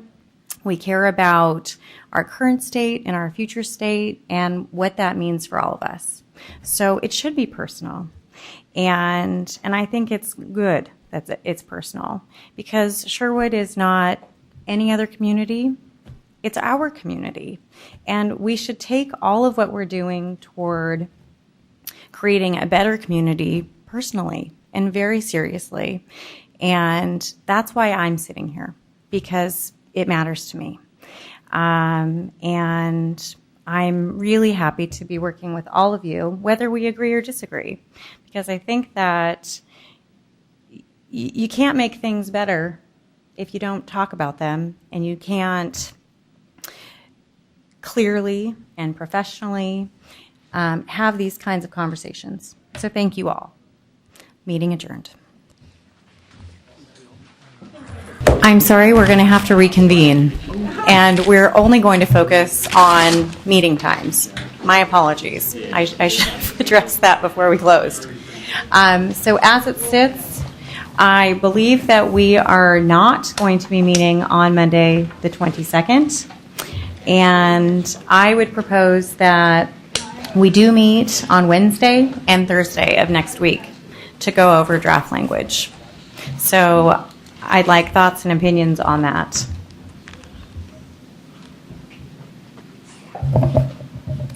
I mean, I'm open. My schedule is open to whatever the committee's needs are. Okay. I'll be there. My wife will be disappointed that I'll miss the concert with her, but I'll be here. Make a motion to have the meeting at the concert on the green. Motion. I'll be here Wednesday. Naomi. I'll find a way to be here. Okay. So our next meeting, Sylvia, and we should probably ask you, is this room available next Wednesday? I'll have to Please check. don't say no. I'll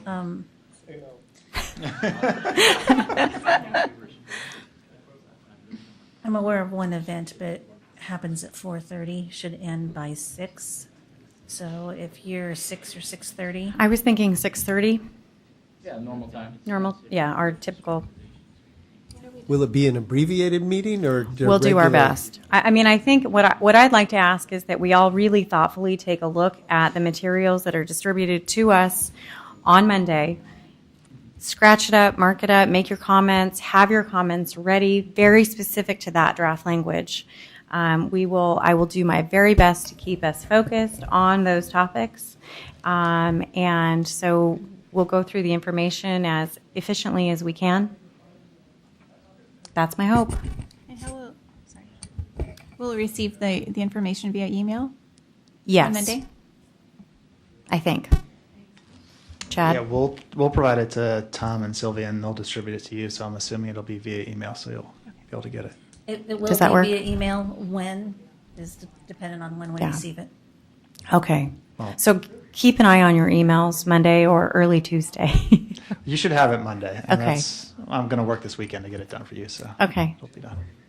All right. So we are canceling the Monday. meeting on the 22nd. Yes. We're going to have a new meeting on Wednesday, the 24th at 6:30. Correct. And we're going to continue with the meeting on Thursday, the 25th at 6:30. Correct. Okay, thank you. Thank you. Meeting now adjourned.